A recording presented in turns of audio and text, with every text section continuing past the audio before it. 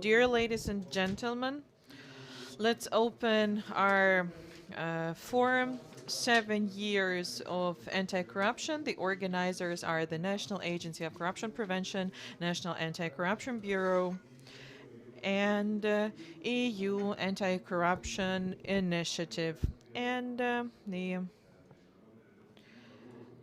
USAID. As you know, 7 is an odd number.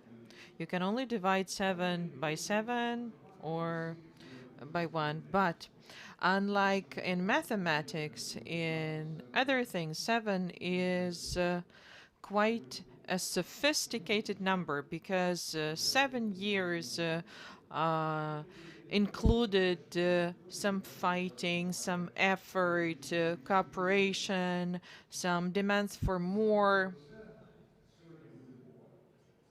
And this is what we are going to be talking about. The problems that Ukraine encountered, the assistance, international assistance, and timely advice that Ukraine has received, and about things that are still to be improved. The languages of our event today are English and Ukrainian, and you have headsets for simultaneous interpretation.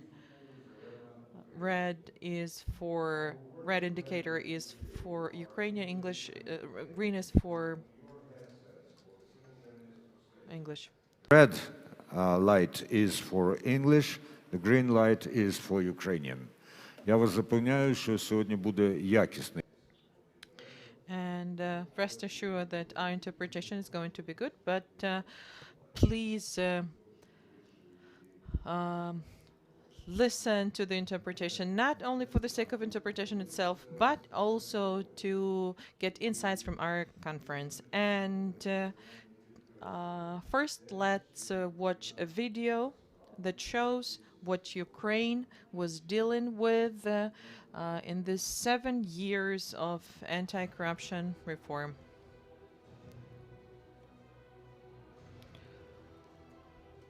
Ukraine is waging two wars for independence. War on the front line and the war with corruption. Most of citizens believe corruption to be a major problem for a number of years. Ukraine chooses to fight. Corrupt countries do not get the money, and investors do not come to the corrupt countries, or really outside the parliament.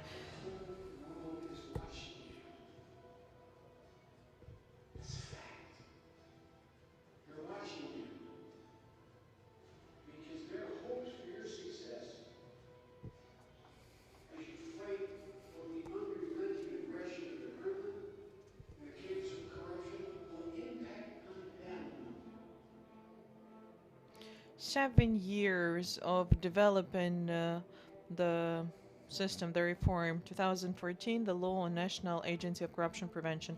The first campaign of e-declarations for all categories of officials. The hunt for corrupt officials, the e-declaration system is finally ready. The registry of corrupt officials launched. Resetting of NACP. The agency transfers cases of false information and declarations to law enforcement. The amount of false information is 900 million. Constitutional crisis. NACP suspends funding of political parties. A political party due to the violations in the report. Unsubstantiated assets. 7 years of reform. The law on NABU. Detectives open first cases of corruption offenses. The first case investigated by the detectives and prosecutors of SAPO was sent to court. NABU detectives unravel schemes organized by MPs and other officials.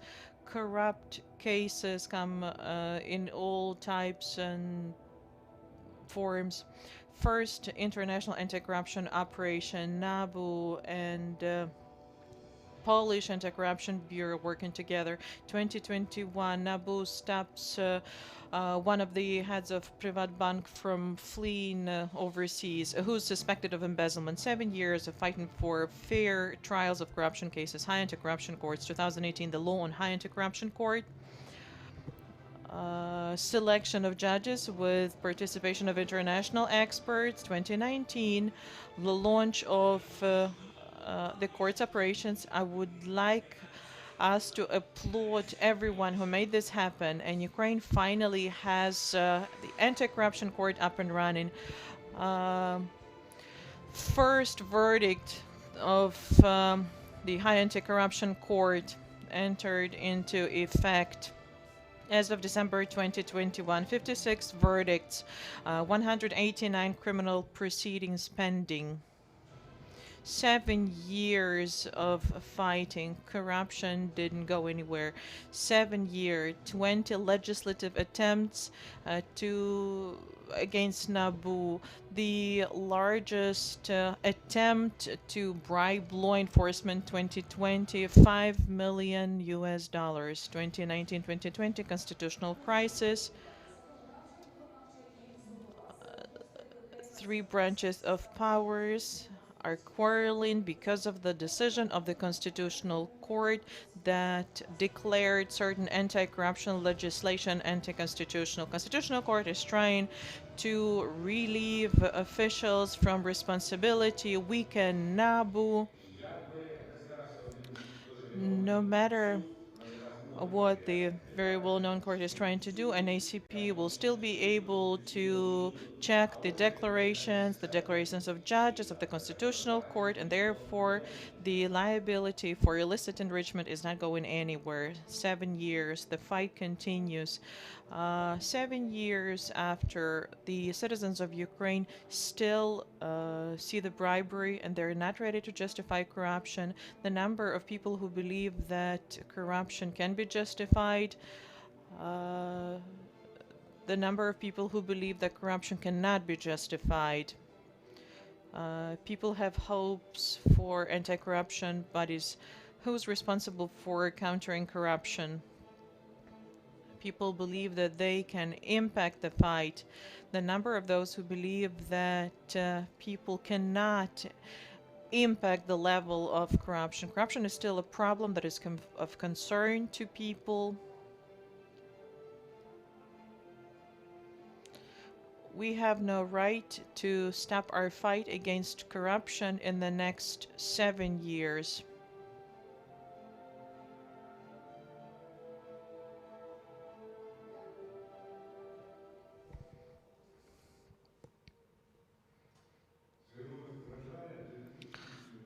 Quite an astonishing video, has a lot in it, and if we had some Hollywood tradition in it, most probably we would get an endless list at the end of the video, the list of people who are involved in combating corruption, because this number is growing. Another thing is what we saw in the video, that less people are face the demands for bribery. What's also important to know is how many people are involved in the bribery. I'm very happy to welcome the representatives of the embassies, international organizations supporting Ukraine. And I would like to invite the director of the National Anti-Corruption Bureau to take the floor for his introductory remarks. Artem Sitnik.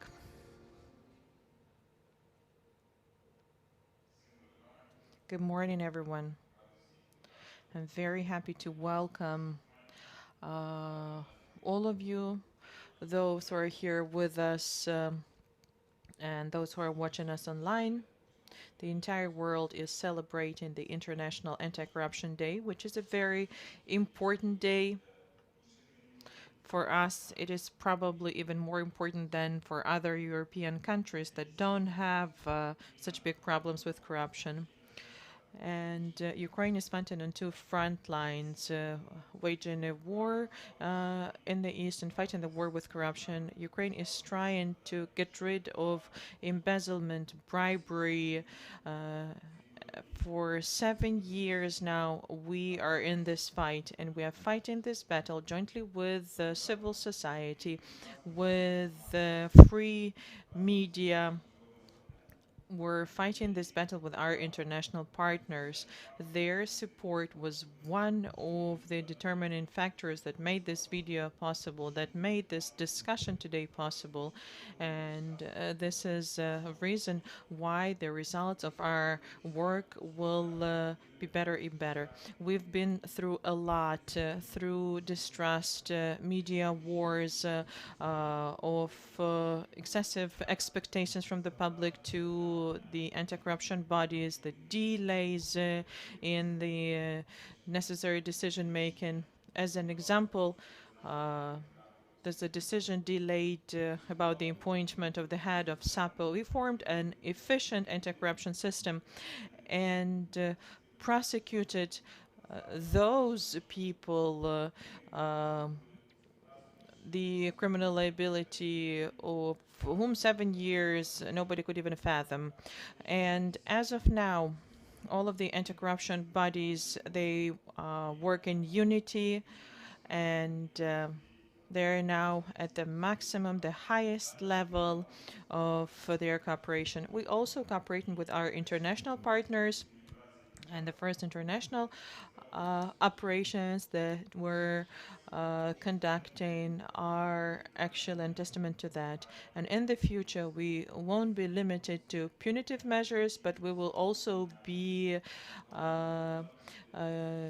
taken measures to prevent corruption, to raise awareness about zero tolerance to corruption, because we are convinced that punitive measures alone are not enough to eradicate corruption. It's the combination of factors that can bring us the results that we need. Political commitment is necessary, and unfortunately we also have a problem with that. The coherence in the operations of anti-corruption bodies, and I think we don't have issues with that, and we will be discussing this in elaborate detail today. And I am convinced that only through uniting efforts, through recognizing that without joint work of the judiciary, law enforcement, civil society, we won't be able to arrive at results. And I'm convinced that the next 7 years to come, we will see progress, and we will get the answer to the question whether the anti-corruption reform is irreversible. And the results that we are receiving under very complicated circumstances, whether these are irreversible, because for 7 years we've been observing the attempts to limit the authority of anti-corruption bodies or to deprive them of the authority. Any anti-corruption body that starts working efficiently runs into decisions from the parliament, from the constitutional court, aimed at ridding them of their authority, which suggests that the level of their work is very high. And I hope that this is what the perception is going to be in the future, because we're not going to stop our work. And regardless of the fact that anti-corruption system is going through the replacement of leadership, SAPO now and NABU later, nonetheless, I believe that anti-corruption system is institutionally independent and ready for future progress. Thank you very much for joining us. And I would like to encourage you to participate in our discussion. We need to sit and talk about what was done right and what's ahead of us. Thank you very much for your attention. Thank you, Mr. Artem. And now I would like us to have a look at the screen once again, because we are going to hear Mr. Minister of Foreign Affairs of Denmark. Gentlemen, it is a great pleasure for me to welcome you to this important event. Ukraine is once again under threat, and troops are massing at your borders. Let me take this opportunity to express Denmark's unwavering support for Ukraine's independence, sovereignty, and territorial integrity. This is at the very core of our partnership. If you are not safe, we are not safe. We need to be safe together. Since the revolution of dignity, Ukraine has made great progress in consolidating its democracy, reforming its institutions, and pursuing European values of openness, rule of law, and integrity. The fight against corruption has become a cornerstone of this transformation. While the corruption challenges are still huge, it is worth looking back at what has been achieved. Ukraine has built a set of anti-corruption institutions dealing with prevention, investigation, prosecution, and education of high-level corruption. In the past, corrupt officials were untouchable. Now many are being investigated, prosecuted, and some end up behind bars. Ukraine's achievements are backed by the people's voice, the courageous and insightful civil society organizations, the anti-corruption institutions starting to deliver tangible results. We strongly believe that the efforts made will be sustainable and irreversible. To succeed on this path, the anti-corruption institutions must be professionally managed by truly independent leaders. And Ukraine will need to adopt a national anti-corruption strategy as soon as possible. Rest assured that the EU anti-corruption initiative implemented by Denmark will continue to provide support, be it to anti-corruption institutions, civil society, and investigate journalists and local authorities. Dear anti-corruption partners, we believe in you. You set an example of openness, integrity, and outreach to community and young people. You learn from your mistakes and you innovate. Your dedicated and hard work in fighting corruption will always be met by support from Ukraine's international friends, including my own country, Denmark. Happy Anti-Corruption Day. Шановні колеги, Dear colleagues, I've heard a small round of applause, but now you have an opportunity to actually welcome a very important person, a very good, a very important person for Ukraine, actually Ambassador of the European Union to Ukraine, head of the EU delegation to Ukraine, Mati Masikas. You're welcome.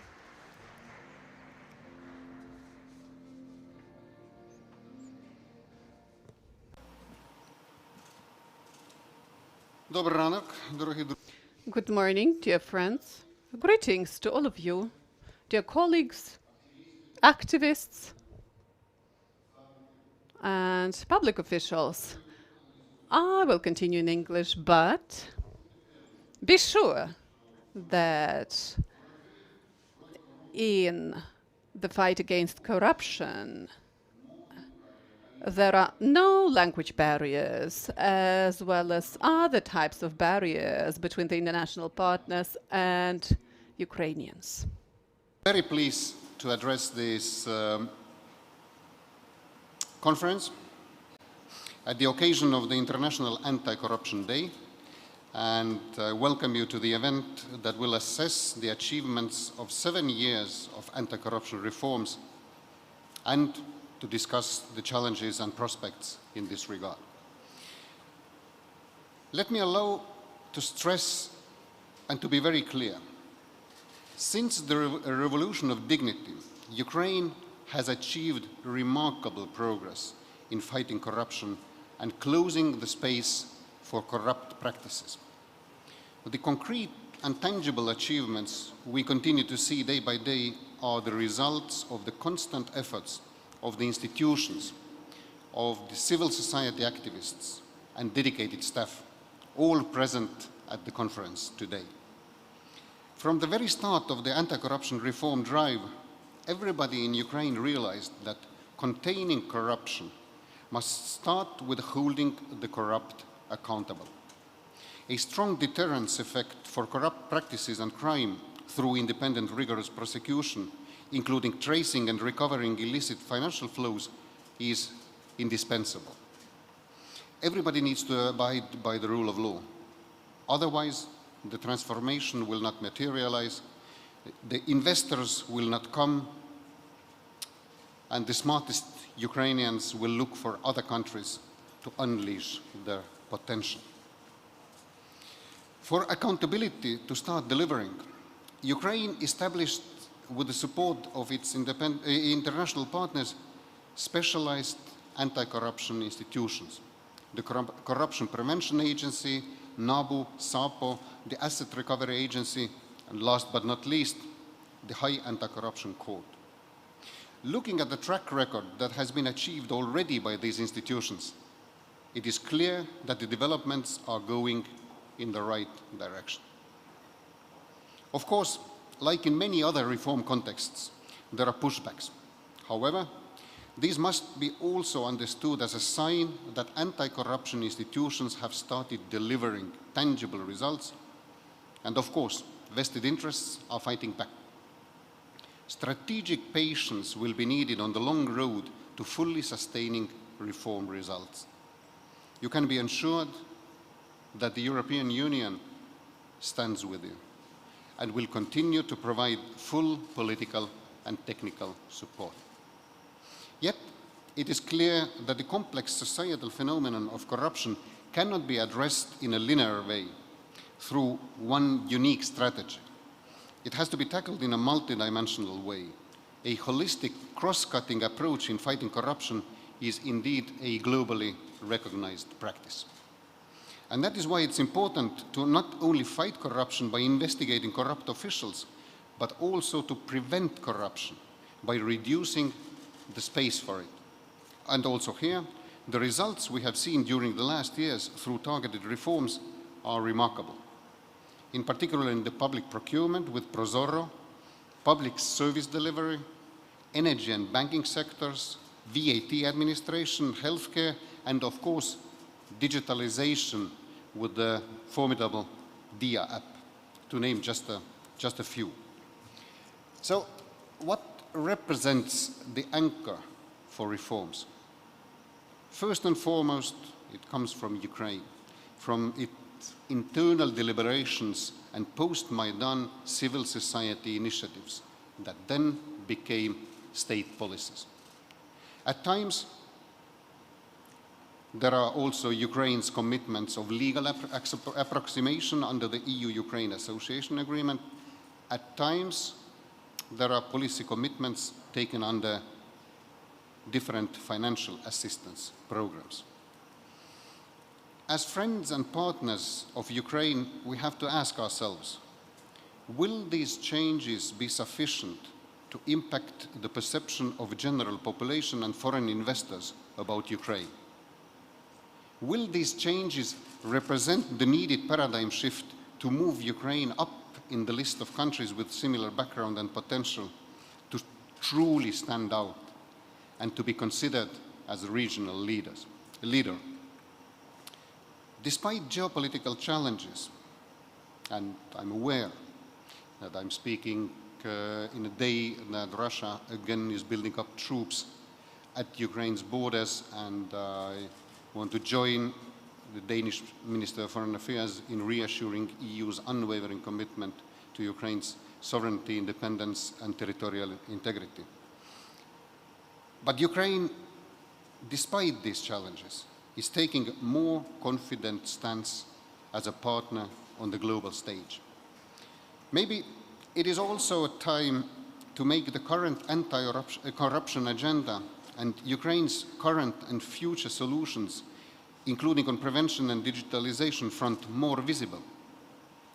To work even more closely with civil society, to start developing the zero-tolerance narrative that would hopefully, in the future, shift the paradigm. Further anti-corruption efforts to improve the business and investment climate are needed, and we will support Ukraine in making them.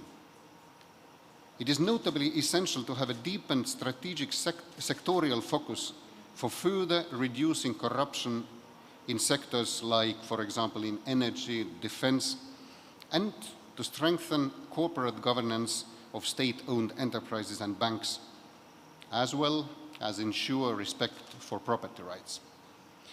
Yet, unfortunately, since 2017, Ukraine remains without a strategic policy document and action plan for its anti-corruption reforms.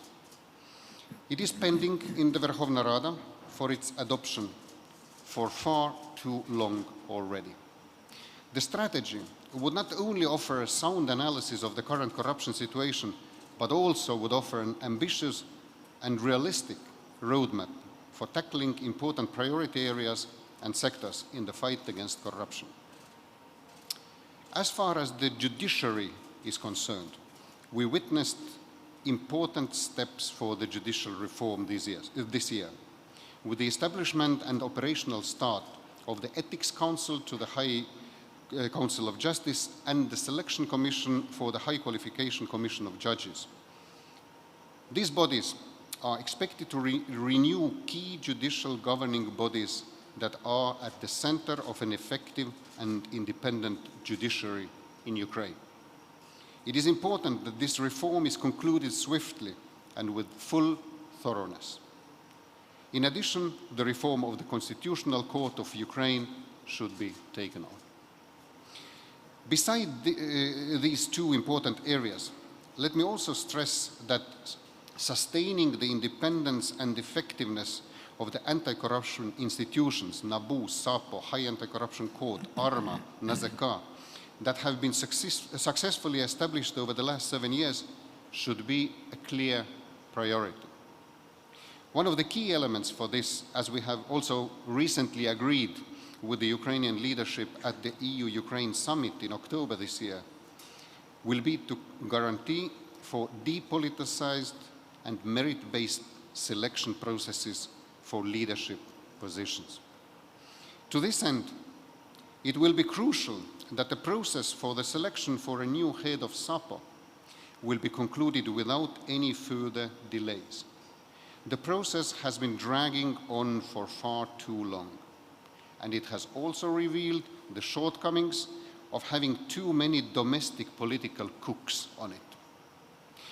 This not all that positive experience should be taken into account while preparing for the forthcoming selection process for a new NABU director to succeed Artem Sitnik. The EU is ready to support the process with nominating independent experts for the selection commission in the coming weeks. Дорогі друзі, the European Union always stood with you, providing major political support and technical assistance. Since the Revolution of Dignity, the EU provided more than €400 million to programs aimed at transparency, good governance, and the rule of law in a wide range of areas spanning decentralization, public administration reform, public finance management, as well as justice and law enforcement. As for the concrete anti-corruption efforts, the amount of assistance provided stands at €32 million. The EU's anti-corruption initiative is our major comprehensive anti-corruption program, empowering and bringing together Ukraine's state institutions, local governments, the civil society and media, all in their anti-corruption efforts.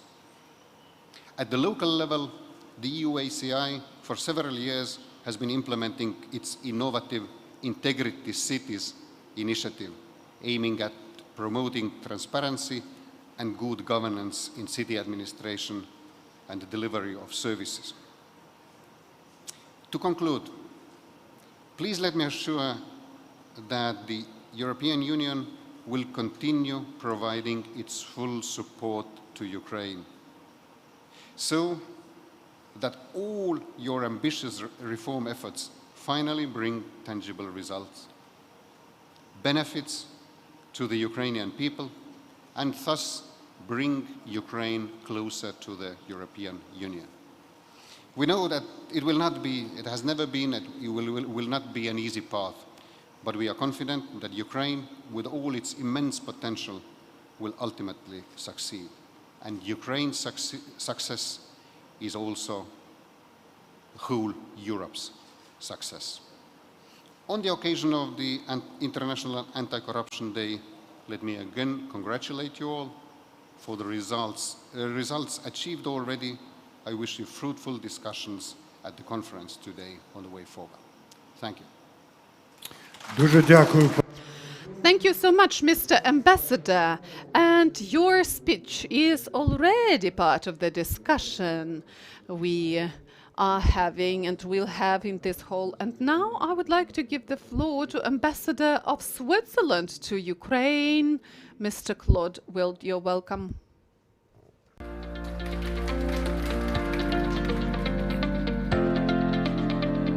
Morning. Dear Director of NABU, Excellencies, ladies and gentlemen, this year's Anti-Corruption Day theme is Your Right, Your Role, Say No to Corruption. It underlies the responsibility of everyone to tackle corruption. This inclusive theme coincides with the motto, Reforms for all for reforms, under which the Ukraine Reform Conference 2022 will be held in Switzerland. Indeed, Switzerland is honored to co-chair and to host the URC 2022, which will take place on 4th and 5th of July 22 in Lugano. In this URC 2022 preparation process and in the ministerial conference itself, Switzerland sides with Ukraine in its effort to implement important political, economic, and social reforms. Rule of law and anti-corruption will be one of the key reforms streams at the conference. In Lugano, we don't want to just talk about reforms, but we want to propose solutions on how to best implement reforms in Ukraine. Also, of course, in the field of fighting corruption. Our approach is straightforward. Firstly, we want to make best use of the preparation which we call On the Road to Lugano. The goal is to present concrete and actionable proposals for the implementation of key reform streams. Secondly, we want to follow an all-inclusive and multi-stakeholder approach. Business, academia, civil society, local authorities, and the national government all participate in broad consultations. Thirdly, we want to strike the right balance between taking stock and looking ahead. For this, the think tank of the renowned The Economist will undertake an independent assessment of all key Ukrainian reforms and develop a Ukraine reform tracker. Fourthly, we want to leverage broad support and buy-in from national and international stakeholders. As a conference can only shed light on some, but not all reforms, we agreed with the Ukrainian leadership to focus the Lugano conference on 7 key themes grouped in 2 thematic pillars, stability and prosperity. The first pillar concerning stability consists of 3 reform streams: rule of law and anti-corruption, decentralization, and reforms for reintegration. The second pillar about prosperity includes corporate governance, green transition, human capital, as well as the reform of Ukraine's financial sector and banking. Digital transformation and gender equality will be cross-cutting themes in all reform streams. It will not surprise you that rule of law and anti-corruption comes first. Indeed, often referred as the mother of all reforms, this particular reform stream builds the fundament of any functioning democracy and of any prosperous liberal economy. Corruption may seem only one among many challenges Ukraine has to face. But the specificity of it is that some form of corruption is at the heart of pretty much all socio-economic and governance deficits existing in Ukraine. Corruption fuels conflict and is known as a serious threat to national security. Corruption fuels organized crime. Corruption destroys the health system. Corruption leads to poor education. Corruption leads to poverty and inequality. Ladies and gentlemen, today on International Anti-Corruption Day, Switzerland renewed its commitment to supporting Ukraine in its fight against corruption. We call on all to ensure the continued functioning and the consolidation of the anti-corruption architecture created in Ukraine after the Revolution of Dignity. Looking back at the past 7 years, we commend Ukraine for its tremendous progress, for having adopted the most advanced anti-corruption legislation in Europe, and for having created a solid anti-corruption architecture. This infrastructure is also a precondition for being able to recover stolen assets from Ukraine. Since 2014, Ukraine is working on the recovery of these stolen assets. The return to Ukraine of these assets is very important from both a social economic development perspective as well as from a criminal justice perspective. Since 2014, Ukraine has recorded progress, but the progress has sometimes been slower than many of us have hoped for. Immediately after the Revolution of Dignity, several countries in the world, including Switzerland, have frozen assets suspected of having been stolen by members of the entourage of former President Yanukovych. The intention of this international action to freeze these assets was to give Ukraine time to investigate the underlying crimes, to prove that the money stems from corruption, and to take national court decisions qualifying these assets as being stolen from the state. This would ultimately allow courts in the countries that have frozen these assets to confirm the criminal origin of these assets and to decide their restitution to Ukraine. However, progress on returning stolen assets is only possible if the anti-corruption institutions of Ukraine are independent, if they have a non-partisan leadership, and if they work under a strong mandate for corruption prevention and law enforcement. Thus, the selection of the new chief prosecutor of SAPO is crucial for strengthening the trust in SAPO and the entire anti-corruption architecture. Other key anti-corruption institutions face vacancy issues in their leadership, notably ARMA, which is the institution to receive returned assets. And soon it will be NABU that will have a vacancy issue at its top. Switzerland is committed to supporting Ukraine in its fight against corruption and in improving the quality and effectiveness of Ukraine's law enforcement system. We invite all stakeholders to work under the URC 2022 motto, Reform for all for reforms, and to invest their efforts and energy to make a difference for the stability and the prosperity of Ukraine. I wish today's conference to be able to identify in practical terms the work that lies ahead of us and to animate with courage, energy, and willpower the important Ukrainian reform efforts in the field of anti-corruption. Let us never forget that corruption works against Ukraine, against the unity of Ukraine, and de facto it serves the interest of those who want to destroy this unity and to dominate Ukraine from outside.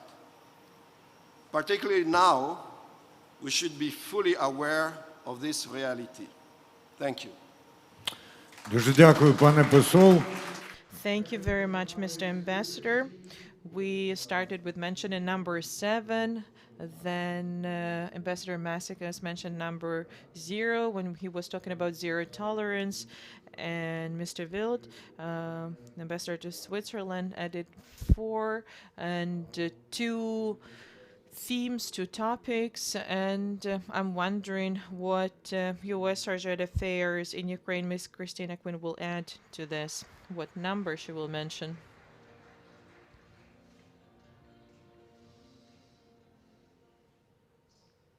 Good morning, everybody. It's a real pleasure to be here, especially to mark International Anti-Corruption Day. Ukraine is often described as being on the front line of the global fight against corruption. And we mark this day, all those who care about the fight against corruption, and hope that we can take a step back and see that despite the many challenges that they have faced, Ukraine has made significant advances in this area since the Revolution of Dignity. The last 7 years saw the creation of NABU, the NACP, the HAC, SAPO, and the Asset Recovery and Management Agency.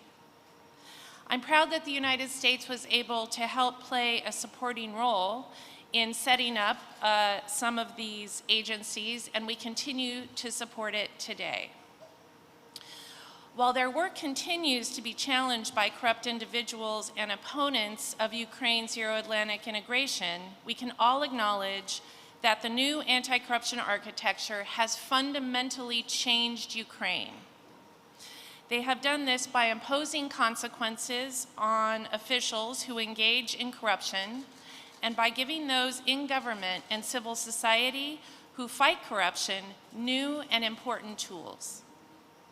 The NACP receives more than 800,000 electronic declarations of public officials every year.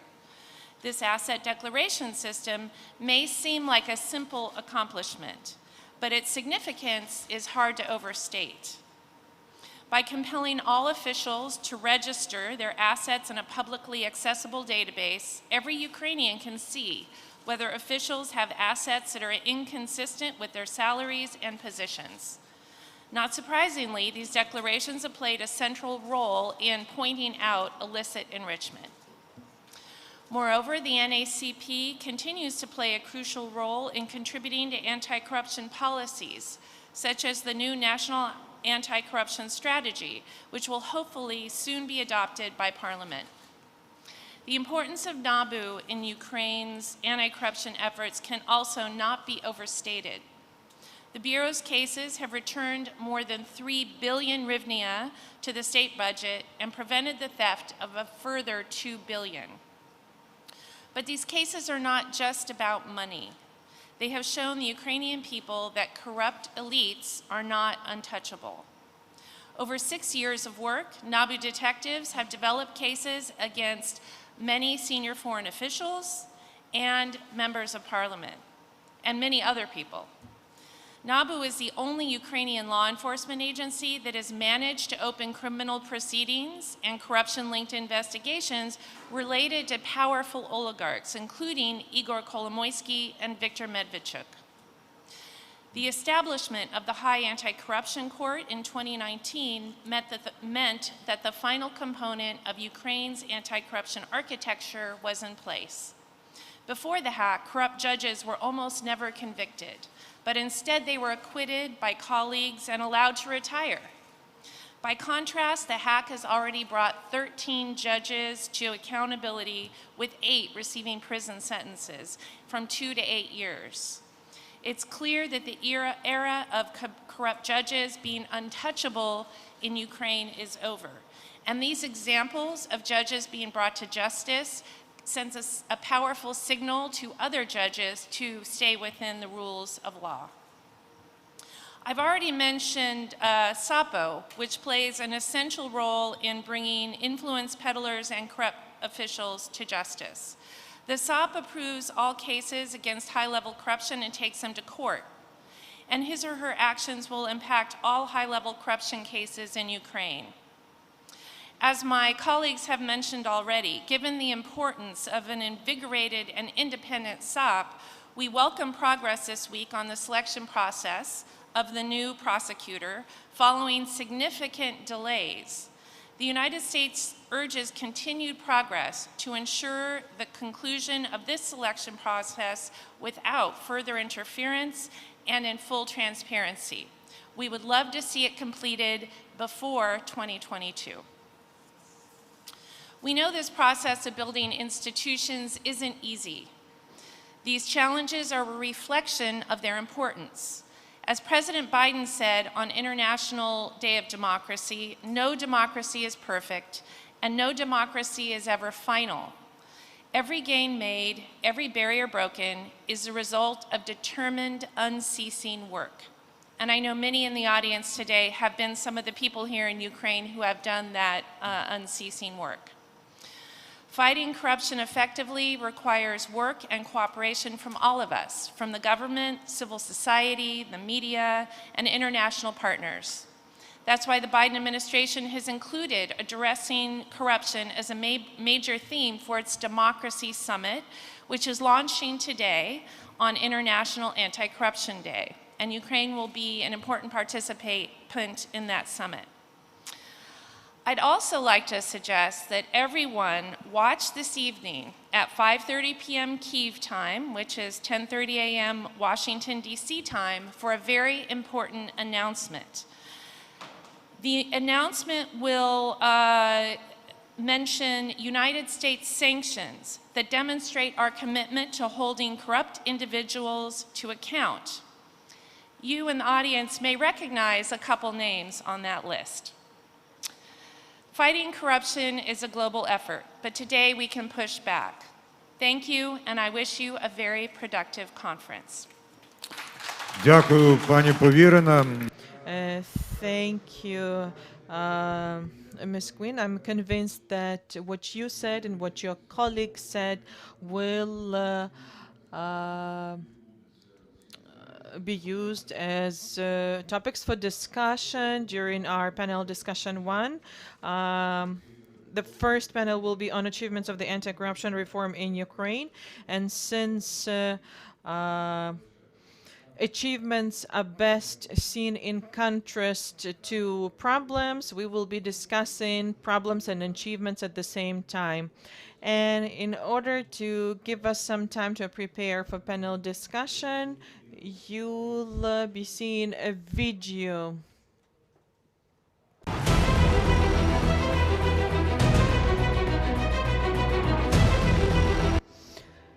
At the demand of the citizens, since 2014, Ukraine was fighting at the front line and was fighting corruption.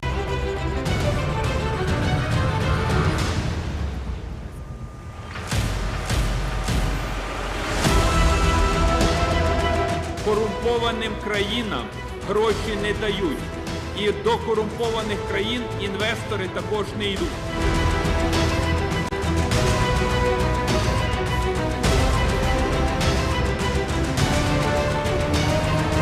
The whole world is watching you.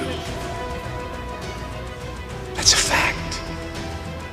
They're watching you because their hopes for your success as you fight both the unrelenting aggression of the Kremlin and the cancer of corruption will impact on them.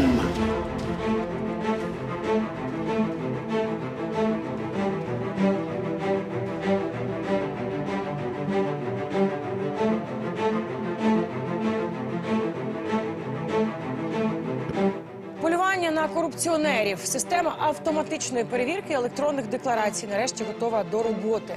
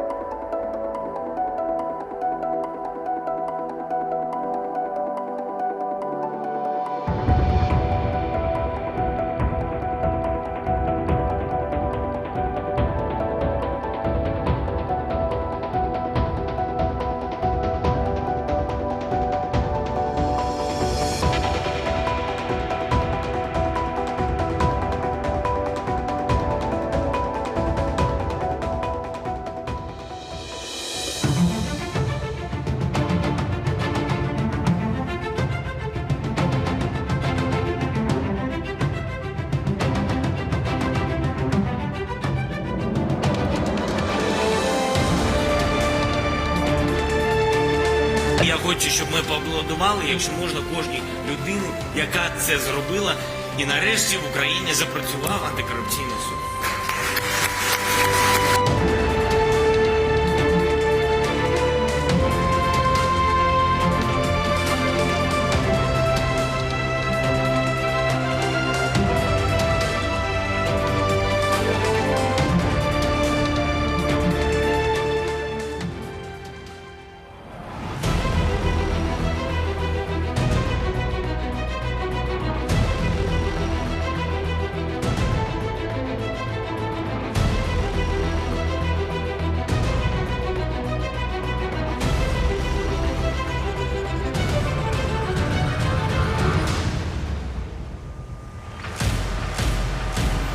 Три українські гілки влади – законодавча, виконавча і судова – за добу встигли геть пересваритися. Все сталося через рішення Конституційного суду, який визнав позаправовими окремі пункти антикорупційного законодавства.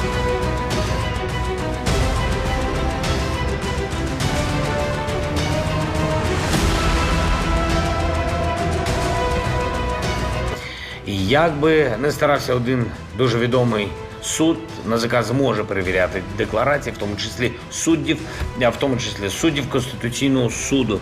А отже, відповідальності за брехню і за незаконне збагачення ніхто не уникне.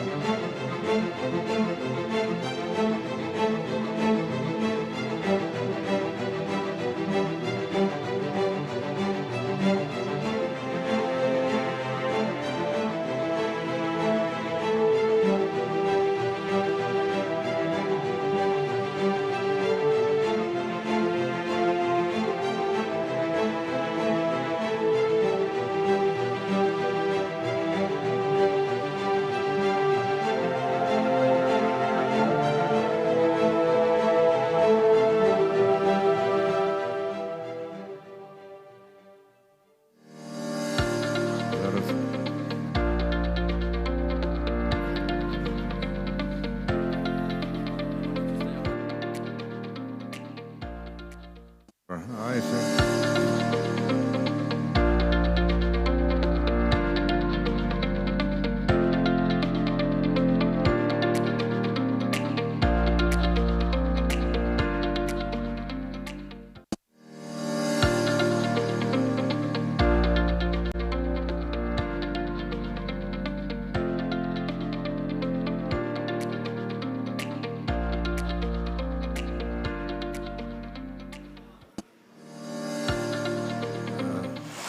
Шановні пані і панове, ті, хто бере участь у першій дискусії, будь ласка, пройдіть.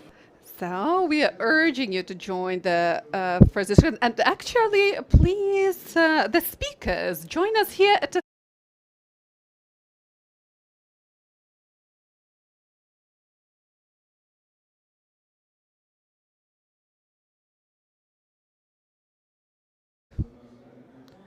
aren't with us yet.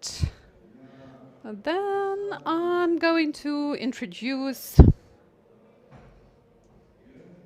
Do we have all the panelists with us? So you're welcome. Please join us at the stage. Yes, that's great.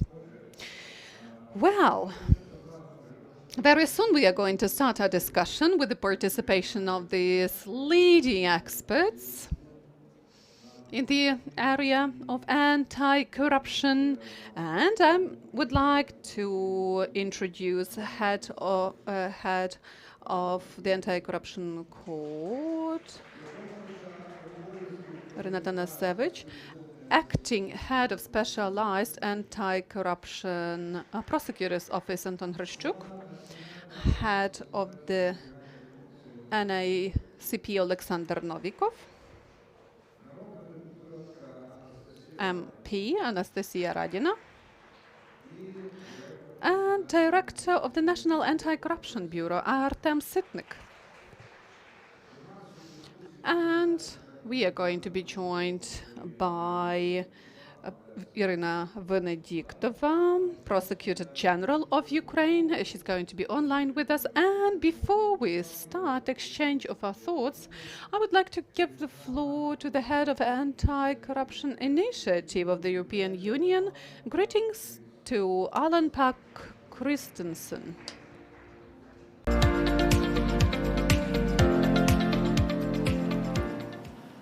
It's a great honor for me to open this panel discussion about achievements of the anti-corruption reforms in Ukraine. Looking back, it is quite impressive what has been achieved over a short period of time. We often forget that when we are faced with today's challenges and pushbacks. But now the whole anti-corruption infrastructure is in place. New institutions are created and they deliver results. Corrupt politicians and high-level officials no longer have a guarantee of impunity. They are no longer untouchable. Some even end up behind bars. And Ukraine has a world-class e-declaration system and the award-winning public procurement system, Prosoro, just to mention a few major achievements in fighting corruption. The esteemed speakers at our panel today have all been instrumental in delivering results. We and other international partners have provided support, but you have been in the driving seat the whole way. I will leave it to you to tell about your institution's achievements. I know there are many. You have been able to deliver results because of your dedicated and your professional staff and colleagues that are committed to fighting corruption and to deliver justice. We meet them in our daily work, and we are impressed. We provide them with training, international expertise, and the best IT solutions, and we see the difference. We see how they develop, their talents, their competences. This is perhaps one of the most important investments we can make in ensuring the future of anti-corruption in Ukraine. We all know that fighting corruption is not only for anti-corruption institutions, and when we take stock of progress achieved, we need to remember the great work of the civil society organizations, of the brave investigative journalists. They're key partners in fighting corruption. They're in the front line and they deserve our support. We are proud that they're also partners to our program, the EUACI. But fighting corruption needs more than anti-corruption institutions, more than civil society organizations.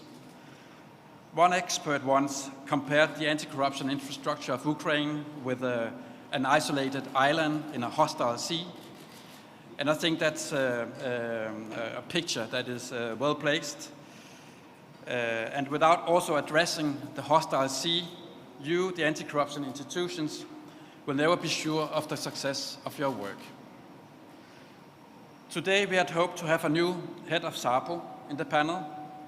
The selection process has now been underway for more than a year. The processes of the selection of a Rama head and NABU head are also ongoing. It is crucial that these processes are transparent and merit-based. The independence of the institutions is at stake. We had also hoped to be able to celebrate the adoption of the new and ambitious national anti-corruption strategy. For many months, this strategy has been with the Parliament. But we have learned the lesson. Working with anti-corruption in Ukraine demands patience, it demands hard work, and a firm belief that in the end, there's only one direction for the new Ukraine. And that is the one represented by Ukraine's many anti-corruption champions. Our event today is marking the official International Anti-Corruption Day. This year focuses on the rights and responsibilities of everyone in tackling corruption. Every single person, young and old, has a role to play in preventing and countering corruption in order to promote resilience and integrity at all levels of society. This is a key point. And for individuals to act, they need platforms where they can report about corrupt behavior. They need whistleblower arrangements.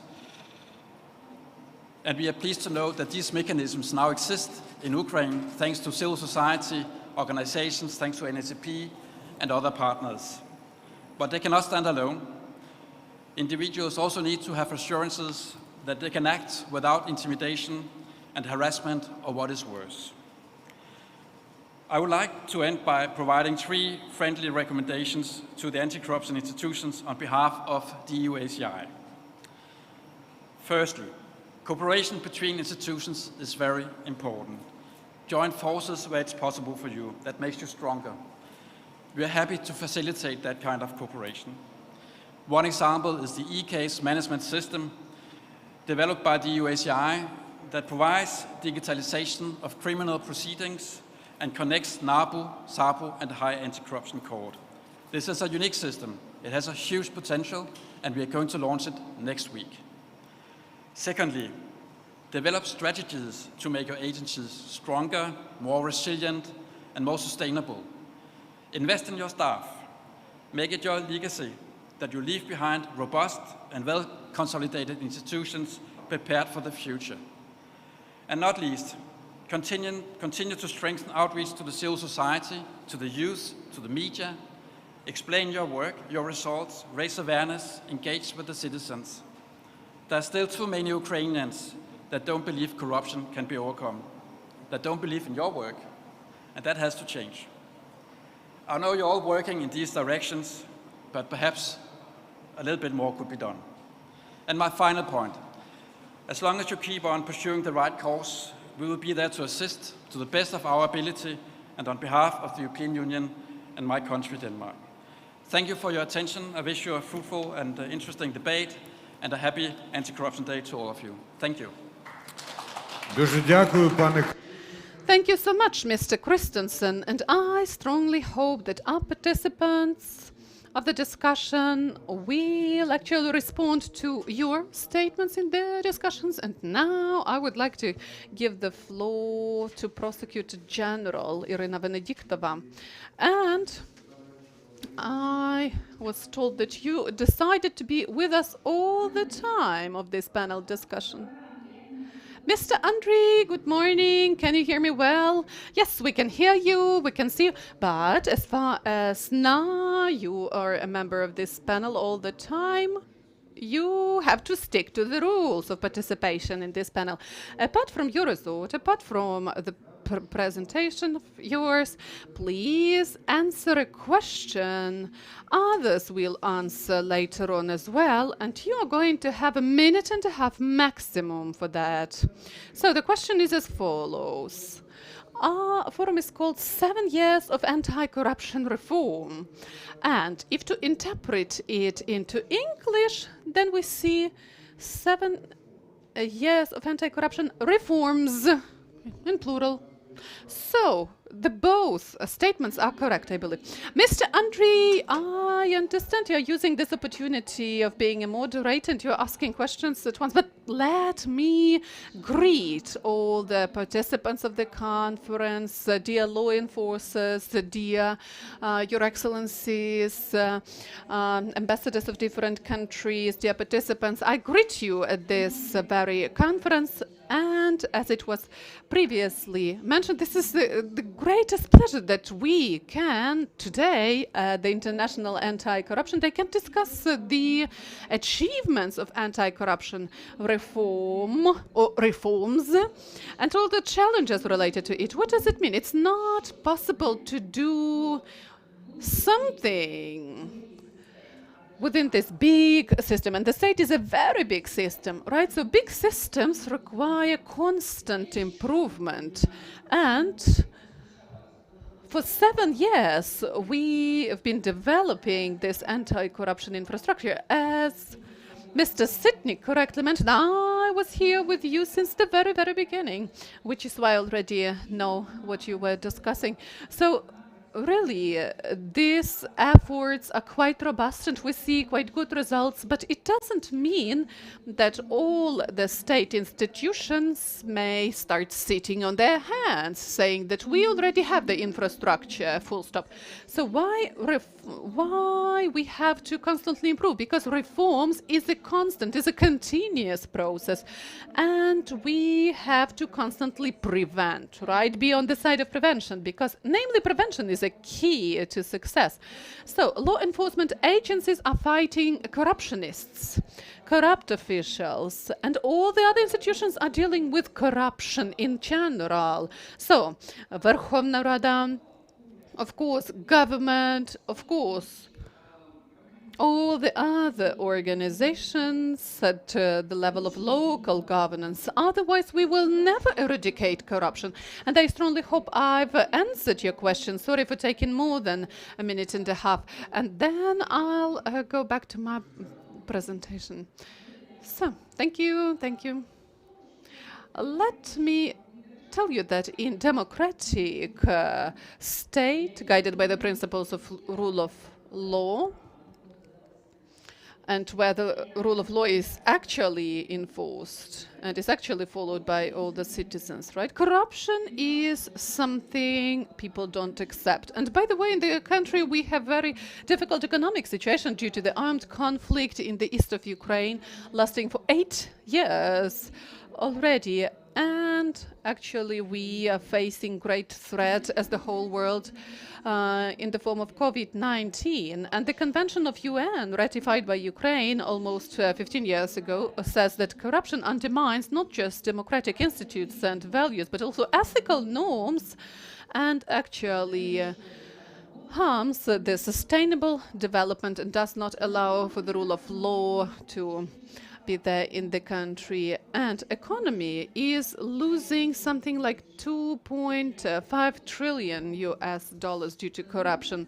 So this is a very dangerous social phenomenon, and it's a key threat to the national security of the country. What do we have in the toolkit of law enforcers? Of course, dealing with impunity, responsibility for embezzlement, declaration of assets, then the institute of confiscation of assets, then the law on whistleblowers and de-oligarchization process, because actually corruption led to the existence or birth of these corrupt clans, and actually they are using some shadow economy schemes to enrich themselves. So without optimization of the government and local self-government aimed at depriving them of the duplicating functions, and without digitalization of government services, we won't be able to get rid of bureaucracy, which is delaying the national and economic progress. This brings me back to a question about reforms. I think indeed we need to talk about digitalization of processes aimed at not only the external consumer of public services, but also internal processes, transformation of those processes, because mitigating corruption risks within any system is a way to prevent the risks in the future. And whether these will end in criminal cases or whether we'll eradicate any opportunities for corruption offenses, that's the result. We expect from MPs to adopt a national anti-corruption strategy, and Mr. Novikov, I believe, will be talking about that. And we're looking forward to having a roadmap for all the institutions and government agency. The adoption of national anti-corruption strategy and the implementation of the strategy will help decrease the level of corruption in Ukraine, increase the public trust in government and improve the speed of economic development in Ukraine. Everyone has opportunity to see that in the last 7 years, Ukraine has shown genuine political commitment to fight corruption, not only through the introduction of anti-corruption reform, but also through creation of a unique anti-corruption infrastructure. What's important in Ukraine, there is a full institutional independence of anti-corruption bodies. The creation of these bodies was not just a call of the time, but part of the international commitments that Ukraine has taken upon itself. And a particular role in the system of these anti-corruption bodies is played by the Specialized Anti-Corruption Prosecutor's Office. The independence and professionalism of the leadership of SAPO determines the investigating of criminal cases by NABU and the decent prosecution in trial. So we are looking forward to the completion of the selection procedure to fill the vacancy of SAPO leadership. We're also looking forward to the full-fledged functioning of the Bureau of Economic Security body, which will be responsible for combating economic crime. With the view of the national priorities, last year we reformatted of Prosecutor General's office and we transferred to the model of openness, professionalism and innovation through providing efficient coordination of the activities of all law enforcement bodies. First and foremost, our effort is aimed at day-to-day fight with corruption, which undermines Ukraine's image in the eyes of our partners and potential investors. And Mr. Ambassador of Switzerland, Ukraine mentioned about that. This is our task. We need coherence of action and unity. That is why in August, for the first time in 5 years, I conducted a meeting with leaders of law enforcement on the topic of anti-corruption. We came up with a number of measures that are being implemented. Our approach is to systemically fight corruption. We work with determination on the cases, and the following data suggests that. I would like to share some numbers with you, aside from the numbers I've already mentioned. This year, there was almost a 20% decrease in the number of cases, corrupt cases that went to court, and there was a 25% increase as well of indictments sent to court, 3,500 people. These are the nationwide numbers, not only on anti-corruption infrastructure. This is the cases that directly have to do with with corruption offenses. So if we look at the numbers, every day in the country, in this category of cases, on average, 11 cases are transferred to court with regards to 16 people. This is how anti-corruption policy works in the country. Countering organized crime was enforced. Twice as many organized groups with corrupt groups was dealt with, around 60. By third, the established losses group, we provided for their compensation through claims and seizures. More than a third, there was a growth of the number of those with convictions that entered into effect. In general, in the last 2 years, corruption offenses, prosecutions were in the number of 5 and 5,000, and over 100 MPs amongst them. These are 100 MPs and councillors. So these are the real results.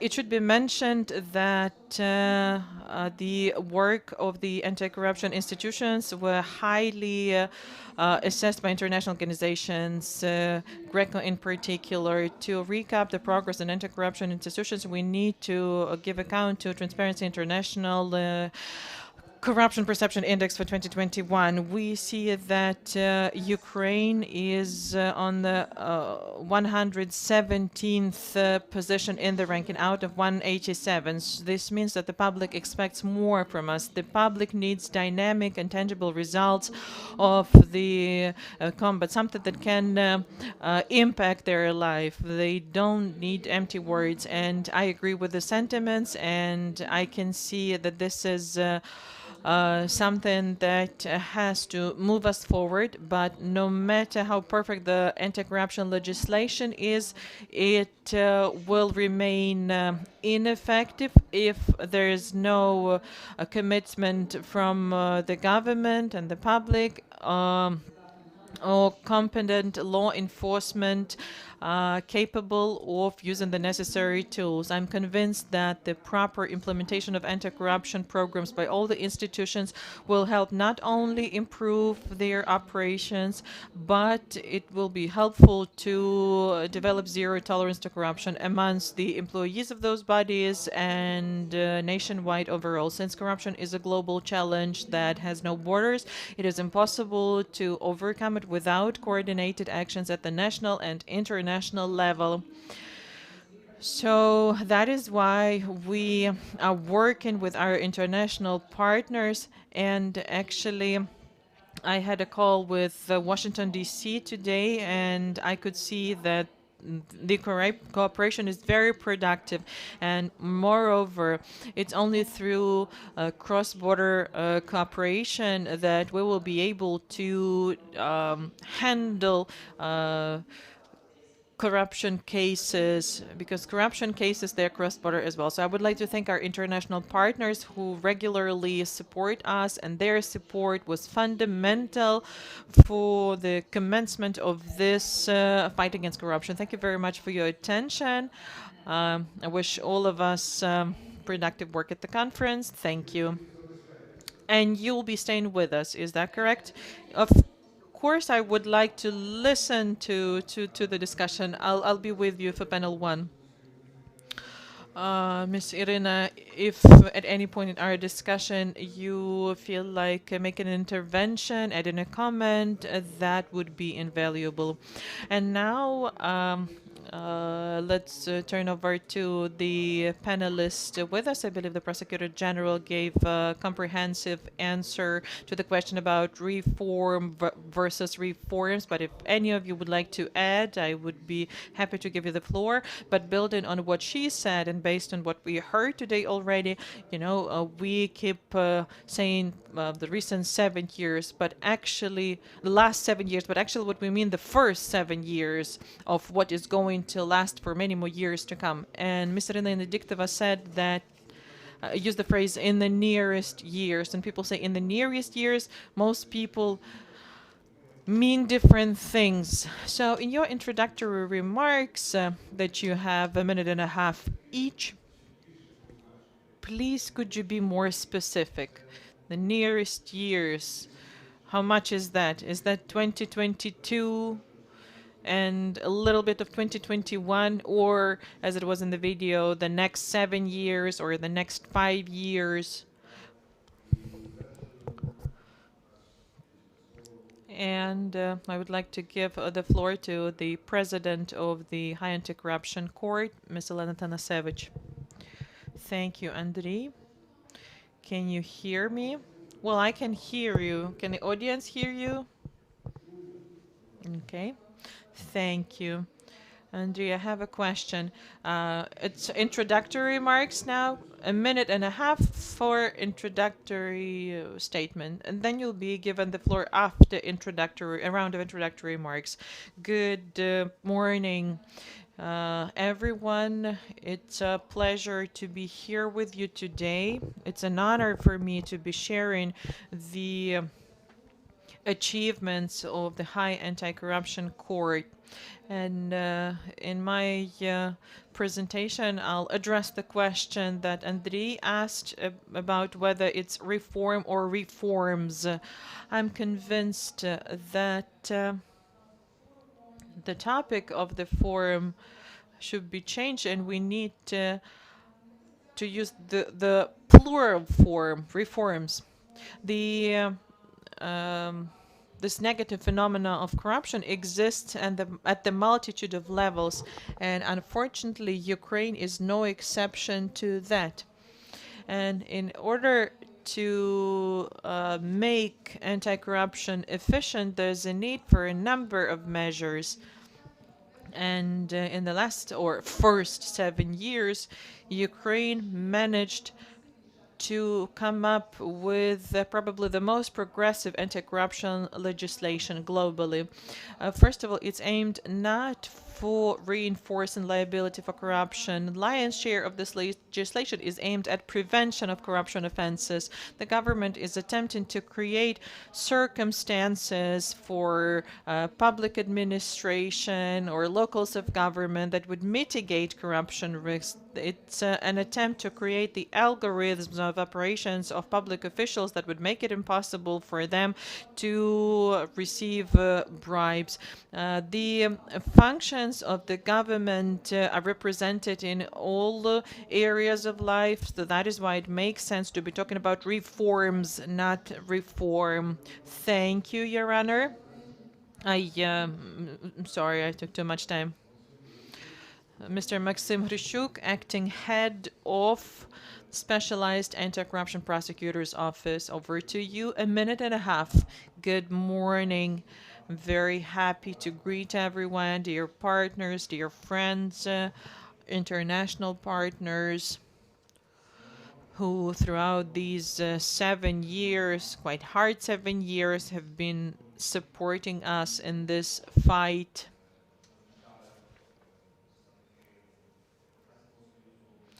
As colleagues from EU mentioned, indeed, we are fighting on two front lines. And the one we're dealing with is the fight with corruption.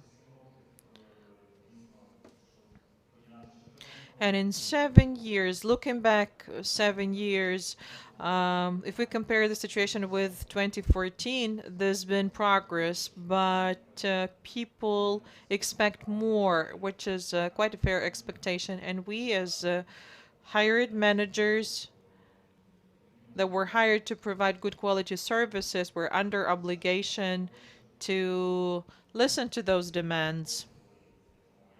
And we're under obligation to make sure that these services as good as possible.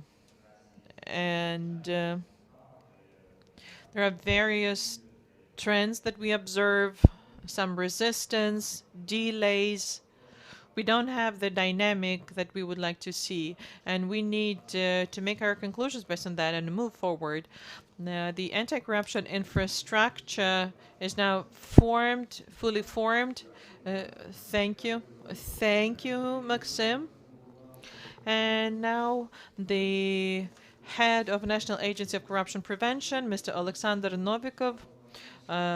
Based on what Mr. Hryshuk said, he mentioned the fight.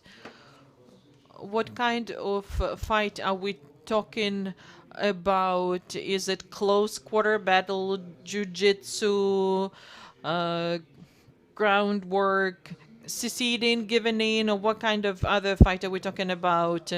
Andriy, you're asking spot-on questions. I particularly liked you highlighting that it's not the last 7 years, but the first 7 years. What I'm looking for is some excellent answers. Well, actually, this is key about our event. Indeed, these are first 7 years, the first 7 years of Ukraine systematically both preventing and fighting corruption. How come it's first 7 years? Before that, Ukraine wasn't implementing UNCAC. It only made it part of the national legislation in 2010.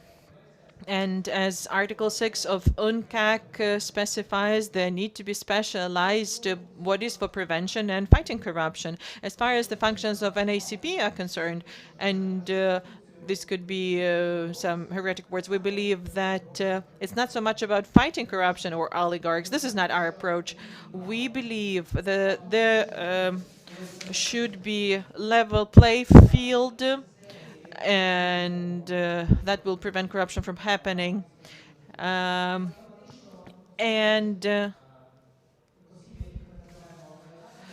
level play field will turn oligarchs into civil European businesses. So, changing the rules of game, level play field for everyone. We have dozens of years of experience of other countries using the necessary tools, the anti-corruption strategy being one of them. Yesterday, the United States adopted an anti-corruption strategy that they've been drafting for six months only. NACP is involved in this process, and a year ago, as long as a year ago, we drafted this strategy, and for a year the Parliament has been incapable of adopting the strategy.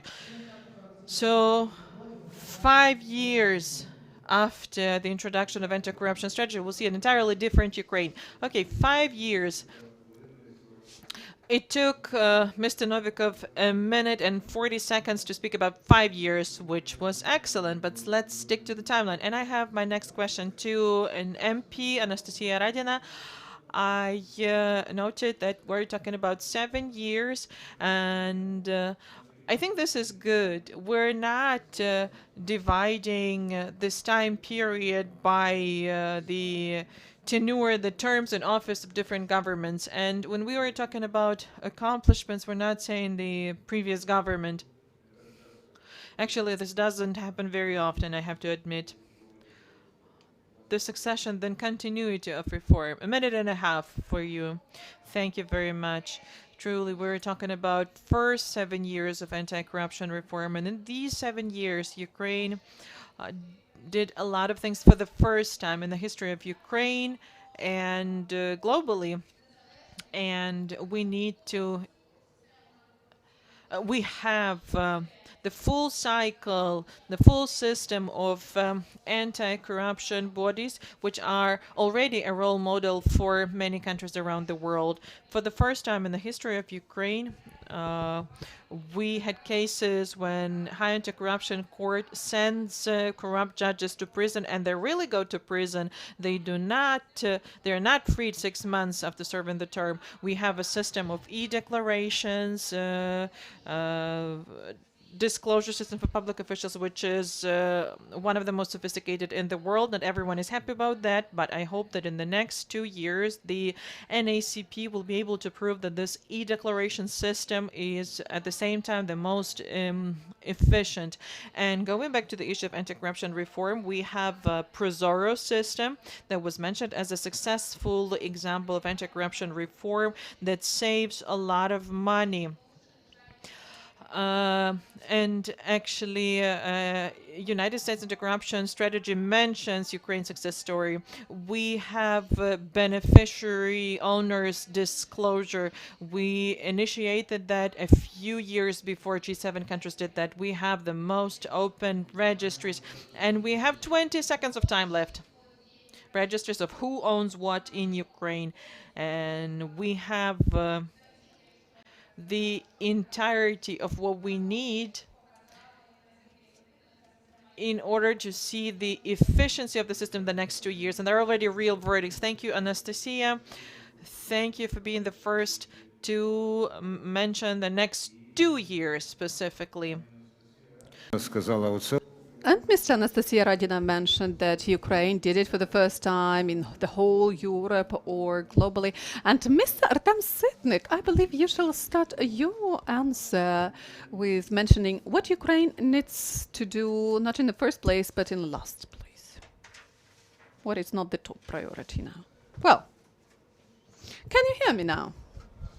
In the first place, I went as a person who is still occupying the position and will leave it soon.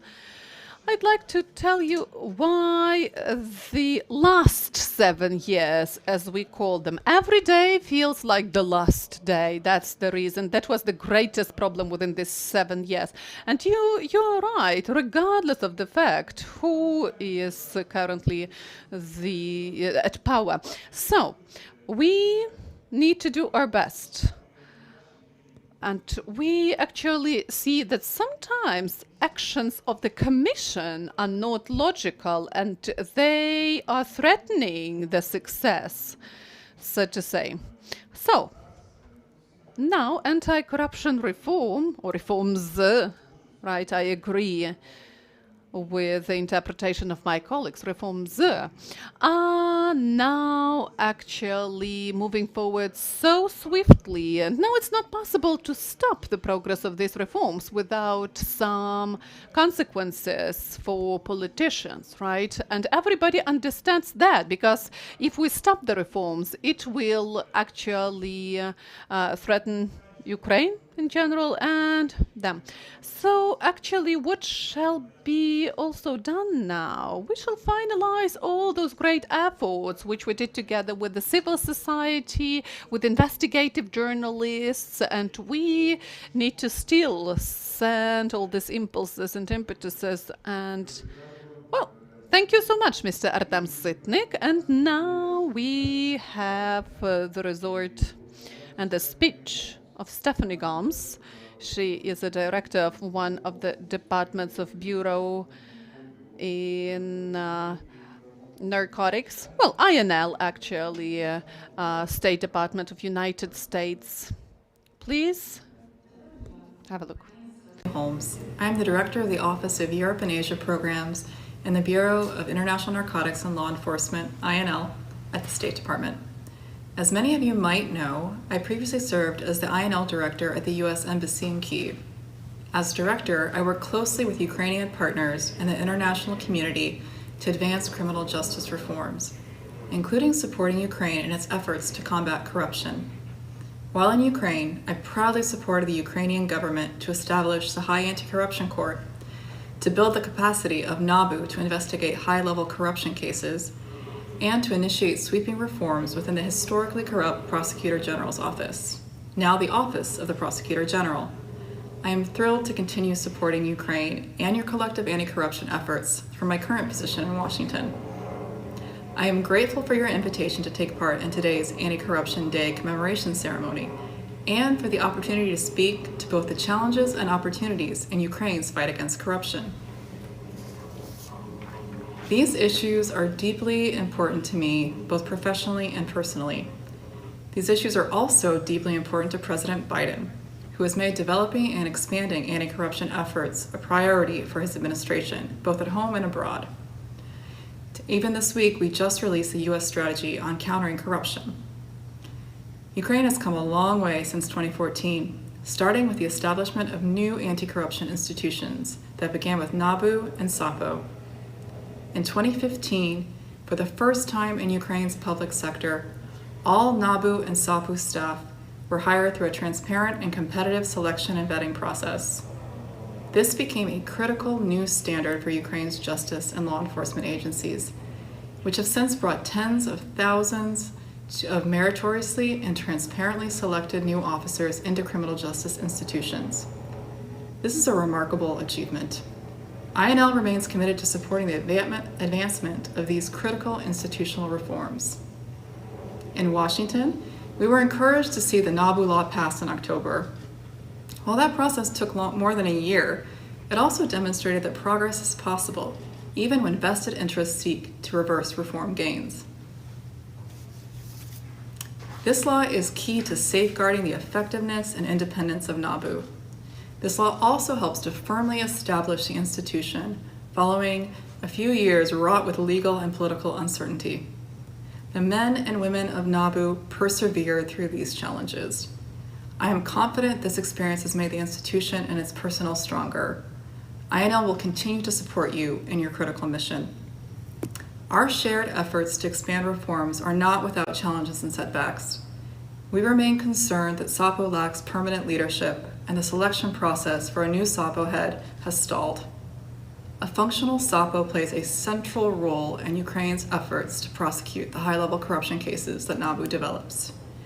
It is imperative that the SAPO's head selection process concludes as soon as possible, as discussed by our presidents. Despite this setback, I believe Ukraine continues to be on the path of progress, especially with judicial reforms on the horizon. As our Deputy Assistant Secretary stressed during the U.S.-Ukraine Strategic Partnership Commission on November 10th, one of the most difficult and critical reform efforts relates to Ukraine's judiciary. As we have seen, vested interests have interests have weaponized and continue to manipulate the judiciary in an effort to undermine and dismantle Ukraine's anti-corruption progress.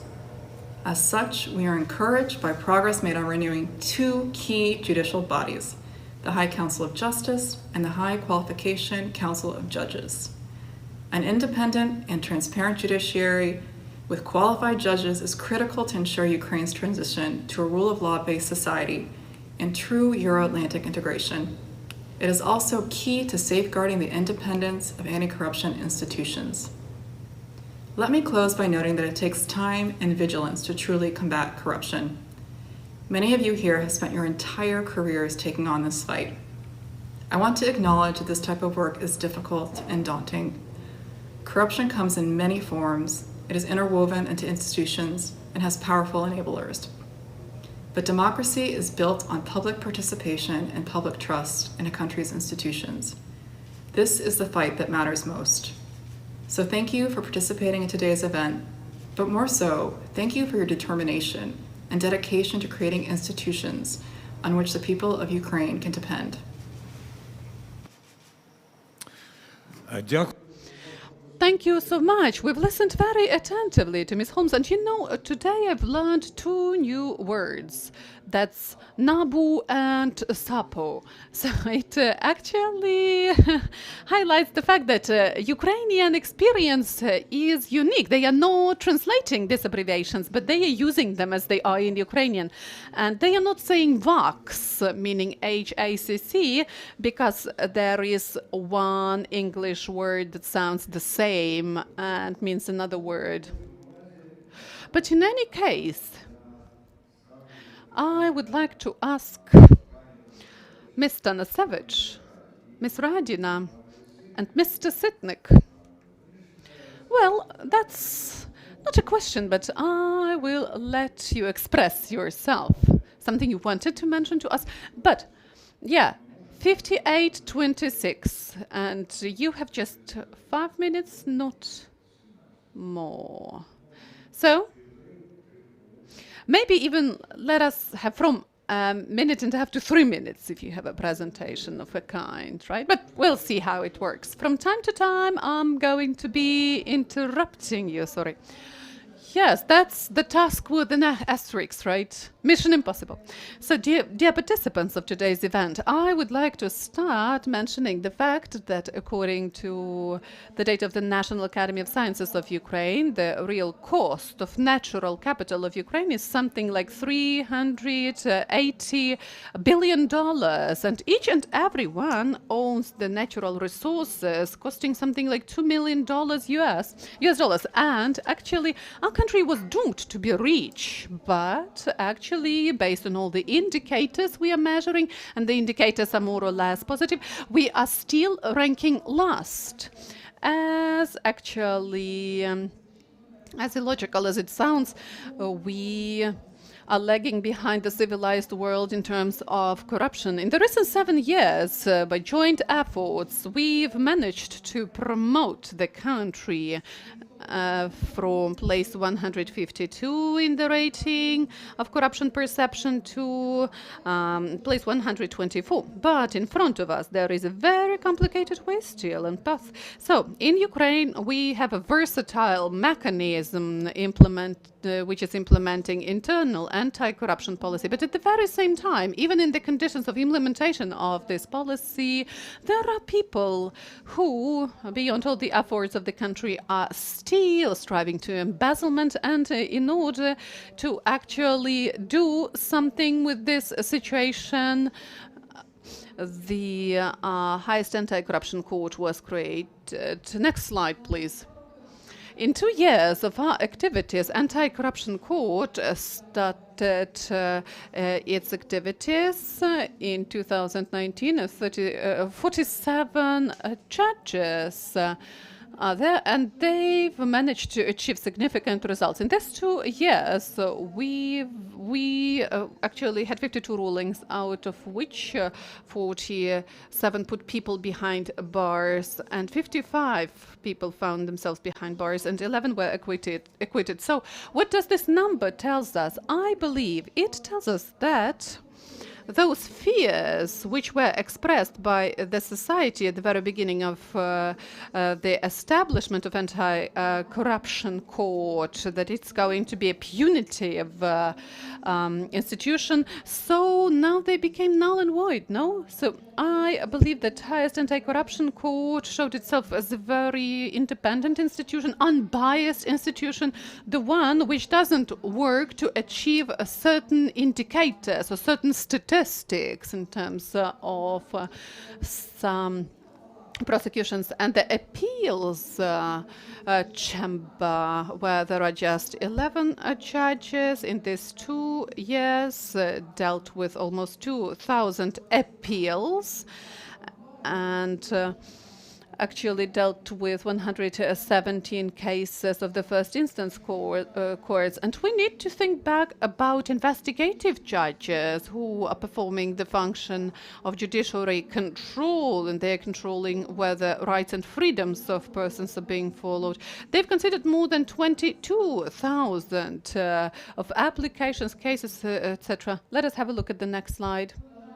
We believe that's our achievement, that in 2 years our court proved itself to be an independent institution and successfully underwent the initial stage of its establishment, and new approaches to the consideration of cases, and the court actually is on YouTube showing the hearings, which is great actually for sticking to publicity principles. Every day we are facing various manipulations and pressure, for example, on the side of media.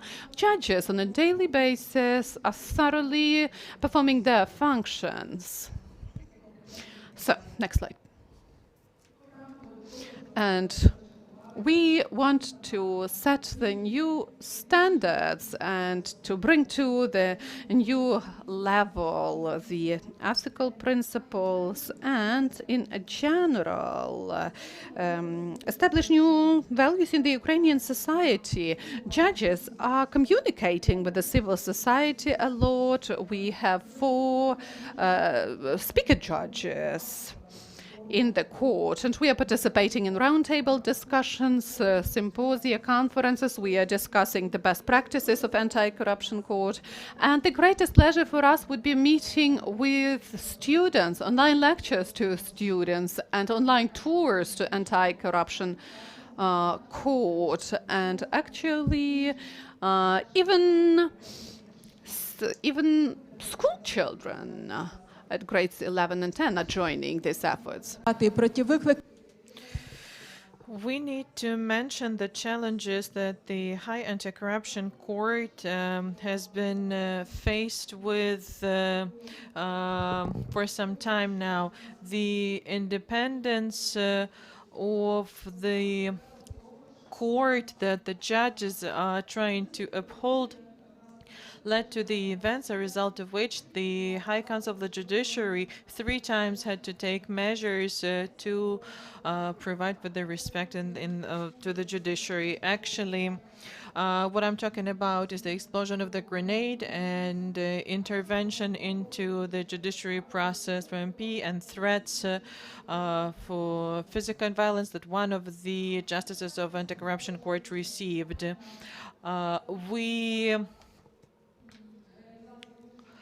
are faced with a number of challenges. In particular, the law on High Anti-Corruption Court was submitted to the Constitutional Court as part of the submission by 49 MPs, which is still pending, even though the plenary session of the Constitutional Court was held on the 6th of October 2020. But I have to say that we are optimistic about the future, and if we were to ask whether the lives of the anti-corruption judges are complicated, yes, they are. We spend time to administer justice, but if you were to ask each of us whether we would have it any other way, we would say no. It's a great honor to have this opportunity to be useful to your country. It's a great honor to have the opportunity to contribute into the development of the rule of law that will serve the purpose of making everyone feel valuable. Thank you very much. Hopefully I didn't take too much time. As they say, hope lives on. And the last point that you mentioned is very important, informing about the work of the court in easy, understandable language, because sometimes distortions happen because of lack of knowledge. And the fact that you're trying to communicate the messages, this is very good. Artem Sitnik, over to you.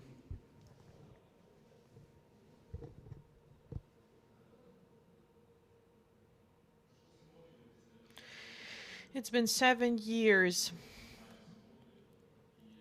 after the launch of NABU. There were a lot of events. These years were filled with good and bad events. And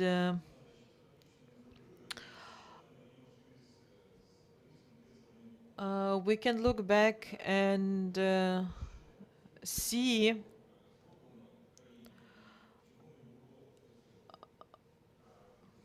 what was done in Ukraine, what appeared in Ukraine that never existed before. NABU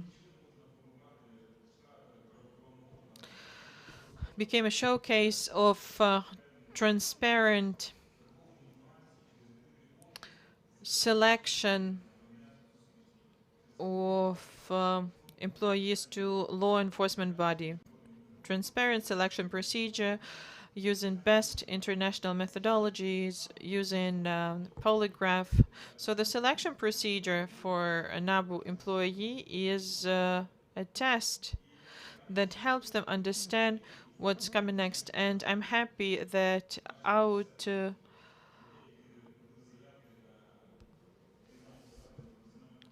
of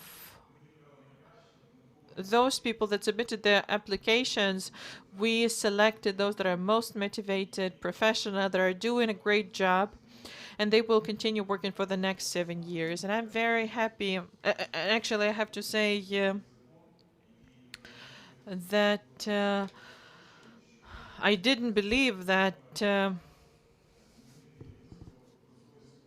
the institution could transparently replace the head, given the situation that was with the legislators. But I have to thank Anastasia Radina personally, because it has changed. We have a law. There are certain delays from the Cabinet of Ministers, but we are optimistic about the future, and hopefully this procedure will be fast and as transparent as possible.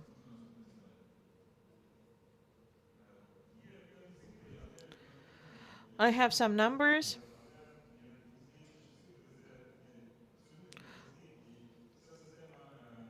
And they're very showing.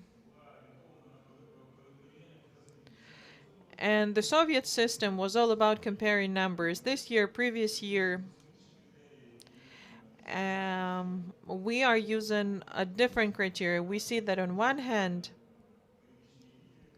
we have this anti-corruption architecture that inflicts painful blows to the old corrupt system. On the other hand, we can see that architecture is there, and regardless of all the undermining efforts, it's still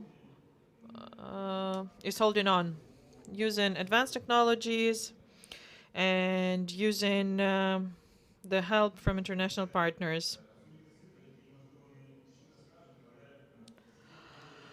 These the numbers which suggest that there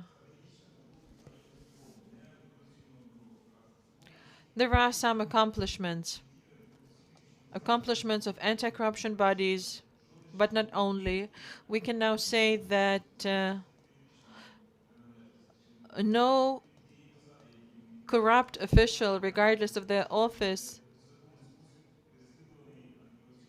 are protected from prosecution. They will be prosecuted lawfully and receive a verdict from a fair anti-corruption court. And to conclude, I would like to say something that is very important. Anti-corruption system and NABU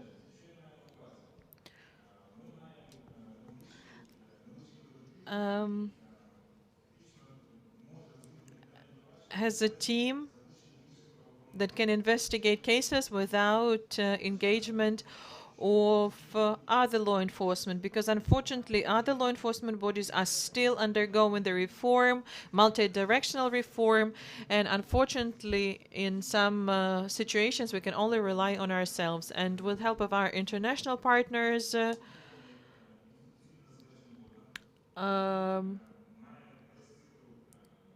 we have an independent anti-corruption architecture covering the full cycle of anti-corruption cases. There are some hiccups, but nonetheless, the team that we have, they can do their job well, and they will do it even better in the future. Thank you. What impresses me about Artem is his perseverance. He said that he didn't believe in something, but it still worked, actually, with help of his efforts. And I'm also impressed by his ability to admit his mistakes. So he recognized that he was wrong, not to believe in the legislators, and he mentioned Anastasia Radina as a very helpful force. So over to Anastasia Radina. The colleagues did a great job of describing the accomplishments, and I'll try to recap. Based on the presentation of the anti-corruption infrastructure bodies, we can see that there's progress. And the most frequent question that we hear from people in the street: who's behind bars? Who's been sent behind bars? And the answer to that question is there are people behind bars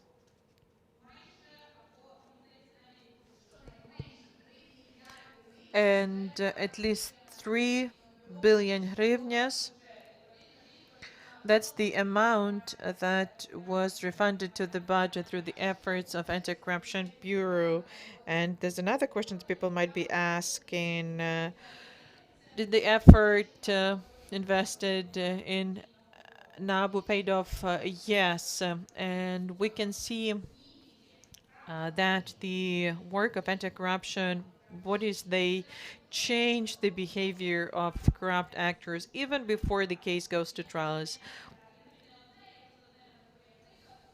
There's one investigation by NABU where the subjects, they noticed investigation, they paid 600 million hryvnias as a compensation to the state enterprise. So the scheme, the illicit scheme, was stopped, and the state enterprise started receiving profits. The revenues appeared. So anti-corruption bodies work. And I would like to mention what needs to be done to have better results. Both Parliament and law enforcement have a role to play in this process. I would really like to have a specialized expert unit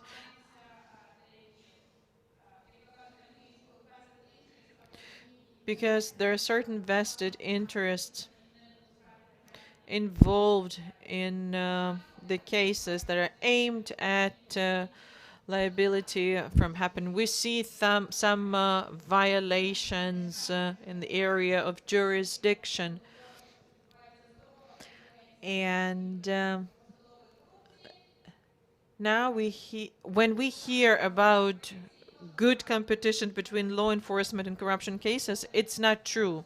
Every time a different law enforcement intervenes with jurisdiction of NABU, this creates opportunities for corrupt official to avoid liability, because the case doesn't have any prospects in trial. I have a question. Who should be looking out for that? Who has real leverage to do something about that? We can see that law enforcement bodies, NABU and Prosecutor General, are saying that coordination is improved, and I hope that this will be the tool to help overcome the problems with jurisdiction. Mr. Sitnik said that every day was like last day. There were many dark days when it seemed that we lost everything. But nonetheless, we have representatives of 4 independent anti-corruption bodies that are working to arrive at results. We, as a country, as representatives of government, we demonstrated clear capability to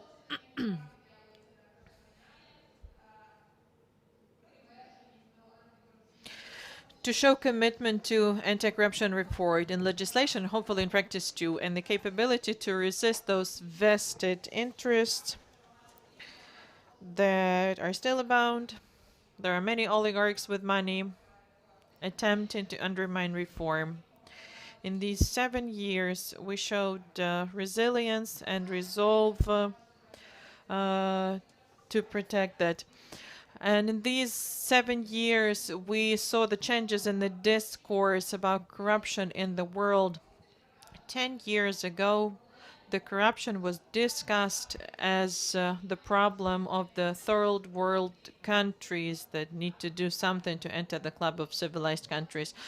Now we, the civilized world, talking about corruption as a recognized global security threat. We're talking about corruption as a threat to the use of global financial system as a tool. We're talking about strategic corruption, using illicit assets as an influence tool, as leverage. And unfortunately, the Russian Federation is using strategic corruption as a tool. To recap, I'd like to say, dear colleagues, that anti-corruption reforms are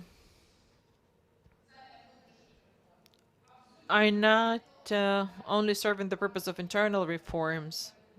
It's not about continuing cooperation with IMF. It's not about, it's not because there's demand from the public, but it's because it's of strategic importance for the country. It's about our standing. It's about us being in the club of the civilized countries, or remaining an object of discussion. This is how we need to see corruption. That's great you haven't mentioned that very option when we can be under the table, right? So at the table is always better. And actually, Kofi Annan, UN Secretary General, who occupied his position in the previous century, drew our attention to the fact that international corruption is influencing economy, human rights, and rule of law, etc. So, actually, the civilized world has to understand that's really so. And Ukraine, actually, by overcoming corruption inside the country, is helping the civilized world. And as Skovoroda said, actually, everything is interrelated.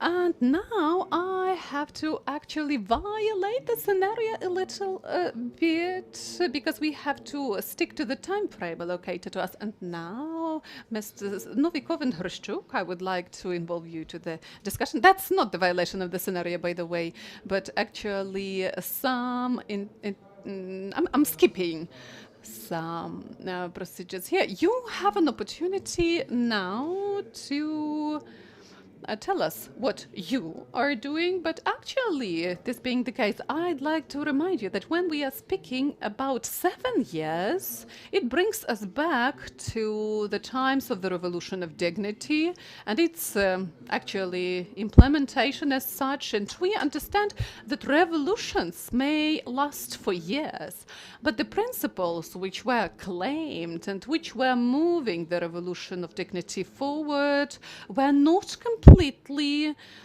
embodied in our society, and we need to pay attention to that. So I'd like to give the floor to Mr. Novikov first.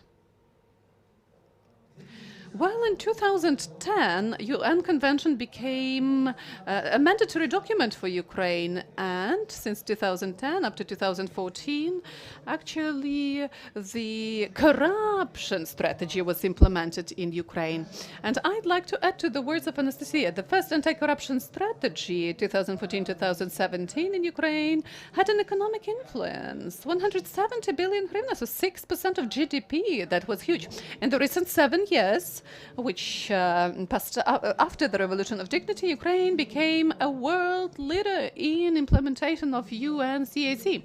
And in general, the Revolution of Dignity was about integrity, about changing the rules of interaction between the authorities and the civil society.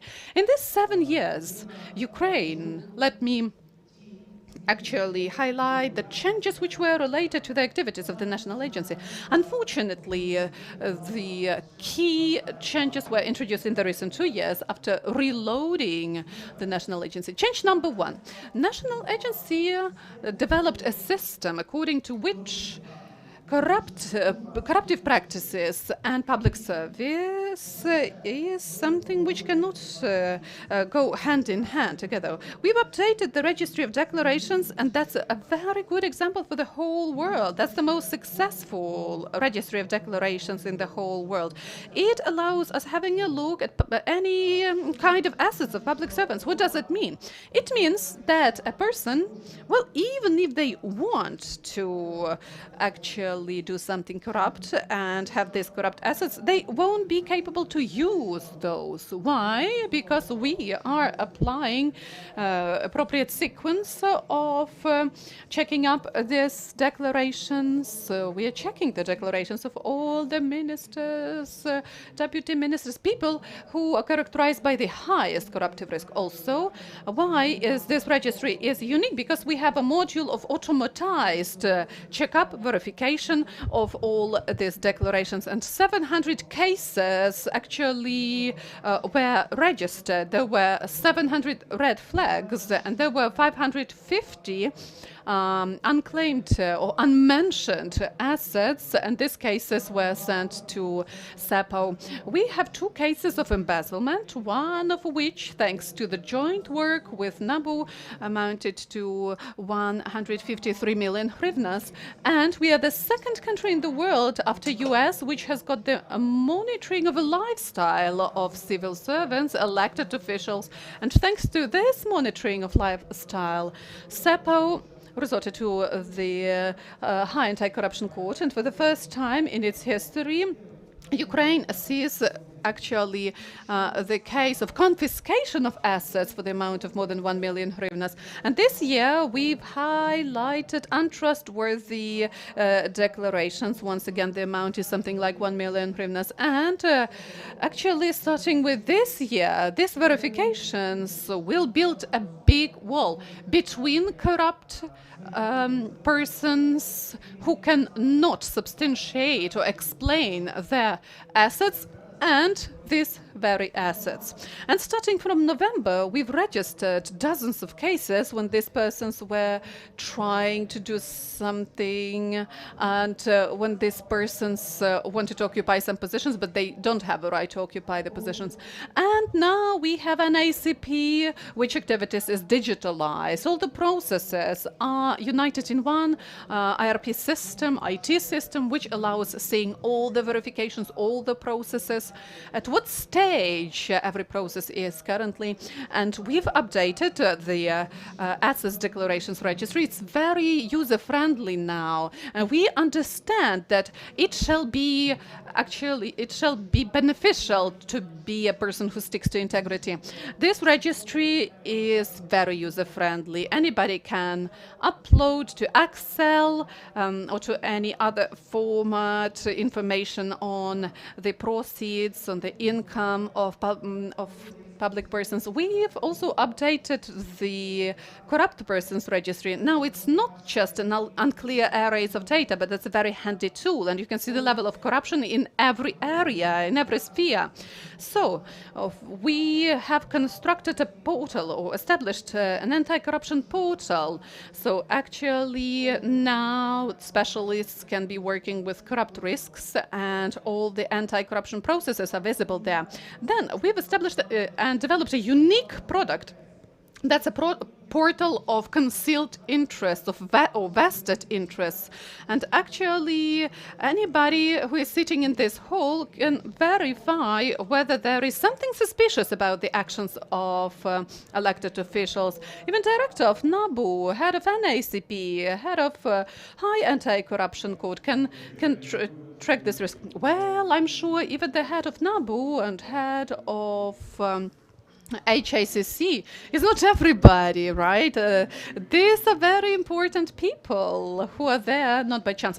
Yeah, but you can see such risks in the activities of the president of Ukraine, head of the administration, or even the prosecutors general. These are unique products and tools which cannot be found anywhere in the world. And there will be another portal which will allow anonymous whistleblowing, which would be great, because it will ensure complete anonymous nature of these notices, and then these whistleblowers will get 10% out of the money which were brought back to the budget of the country. And we strongly hope that in 2022 all the anti-corruption authorities will see the first cases like this, and we can ask Ministry of Finances to actually perform such payments to the whistleblowers. 2 years ago, an ACP actually started protecting the rights of whistleblowers in the court, and we won more than dozens cases like this. Actually, you know this Poltava judge case, and representative of an appropriate public authority who informed about corruption in Energy Atom company. Oh, next slide, please. The parties are going to work for the citizens, but not for some corporations in their own interests.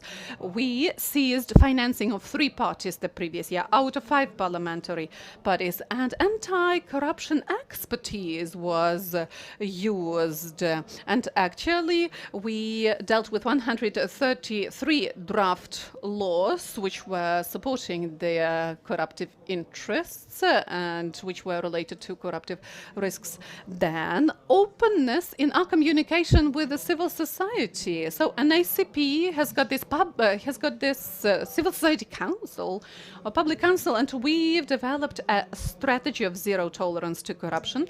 We are sure that, well, as it is mentioned in the presidential program and as it was approved by Verkhovna Rada, that we shall not be fighting corruption, but we shall win corruption and eradicate corruption. And this is our long-lasting, ambitious plan. And we are going to discuss it. Ivan Presnikov is going to be a moderator. And ACP will present a concept of changing Ukrainians' culture, for them not to be using corrupted practices, for it not to be actually something inherent to Ukrainians. And change number 7 That's something which is still pending. That's anti-corruption strategy. As I have already mentioned, even United States of America half a year ago started developing such a strategy, and this year they've adopted it.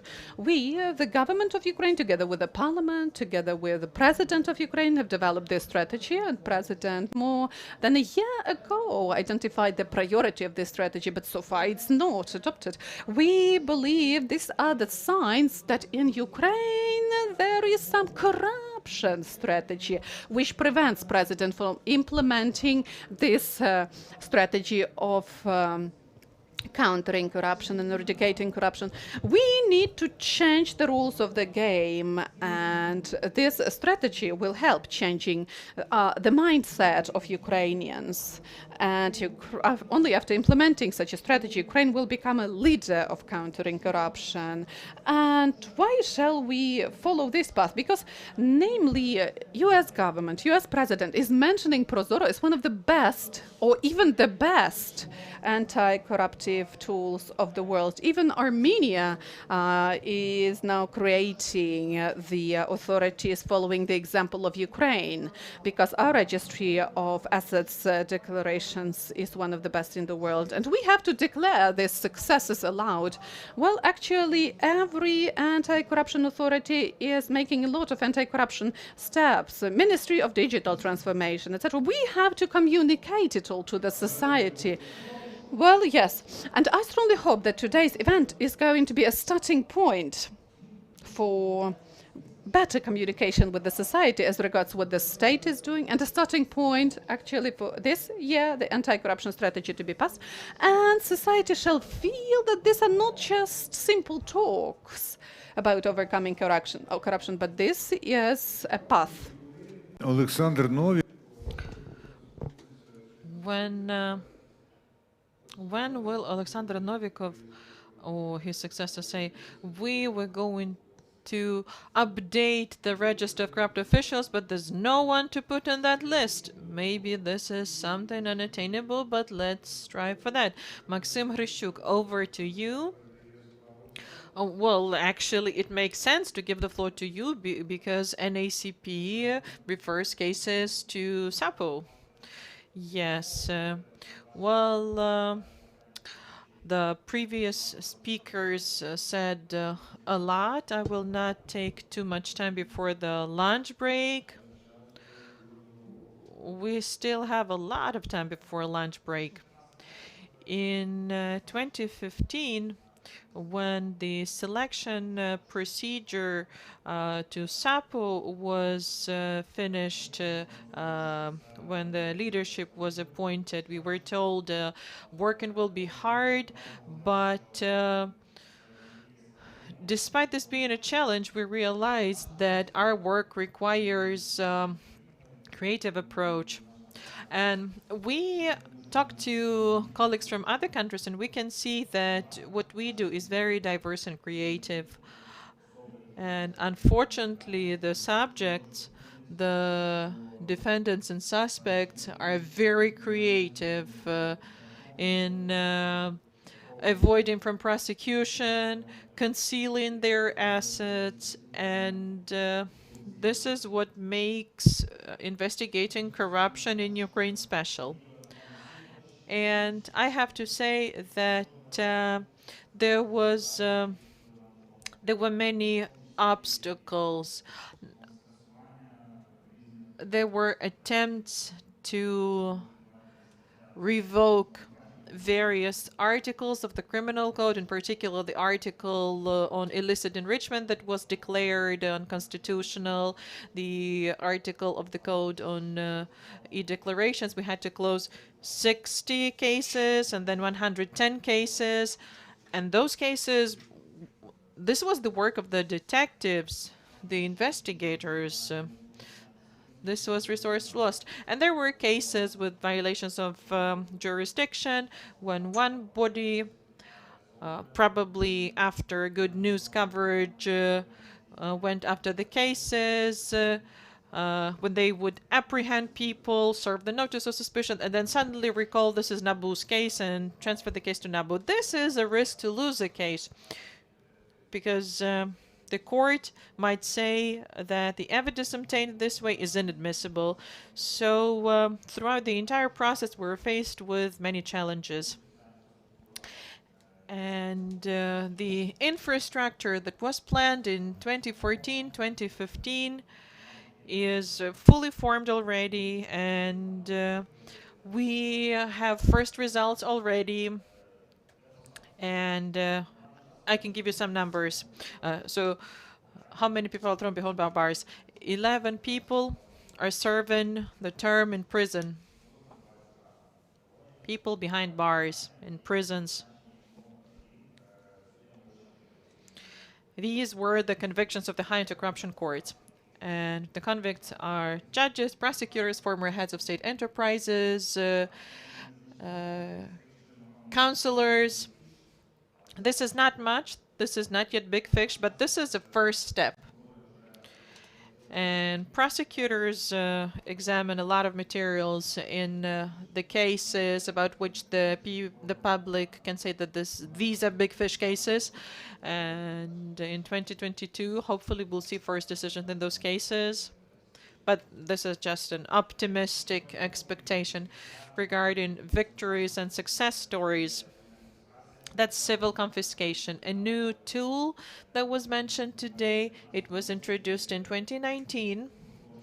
And the SAPO prosecutors this year, for the first time, filed motions to hack and received a decision about the collection of unsubstantiated assets to the budget of the country. You know what they're talking about the beet pulp. That's a well-known story, this beet pulp storage facility.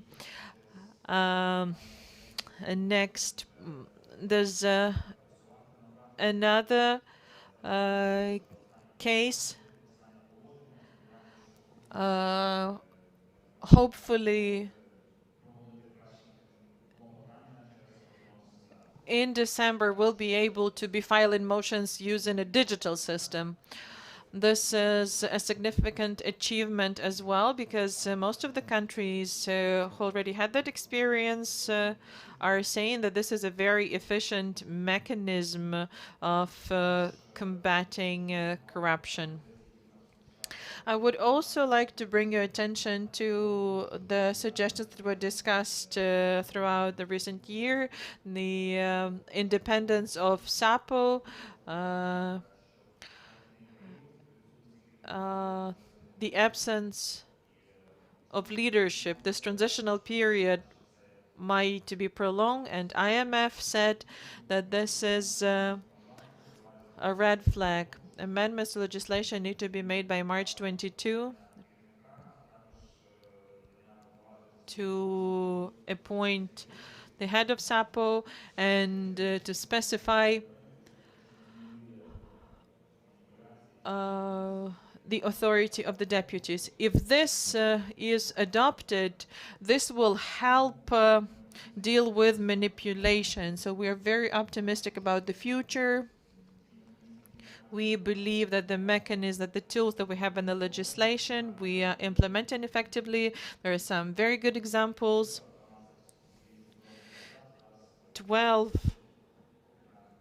MPs are subjects in criminal investigations.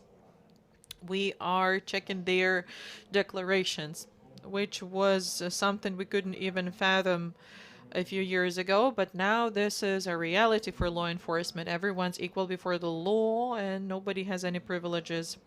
So I believe we're on the right path, and I wish the best of success to everyone. Thank you, Maxim. I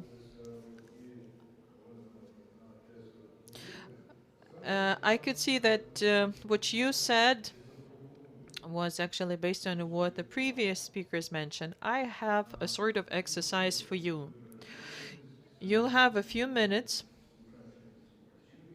You'll be the audience in this exercise.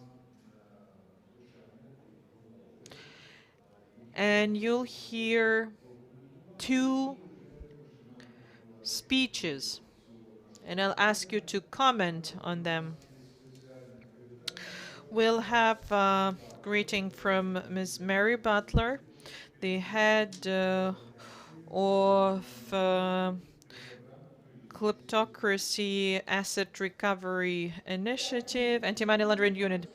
Participate in your conference today. My name is Mary Butler, and I'm a career anti-corruption prosecutor with the U.S. Department of Justice. For the past 10 years, I have had the privilege from two different perspectives to watch and to learn from the progress that has been made in Ukraine in fighting corruption. First, I was for 3 years working out of the embassy in Kiev. And then in 2014, I moved back to Washington, where I became the head of the Kleptocracy Asset Recovery Initiative. And so I've had the perspective from a policy advisor and also as a professional prosecutor with a team working with the FBI, with some of the talented colleagues at NABU and SOP to observe what an amazing amount of good work has been accomplished in Ukraine in such a short period of time.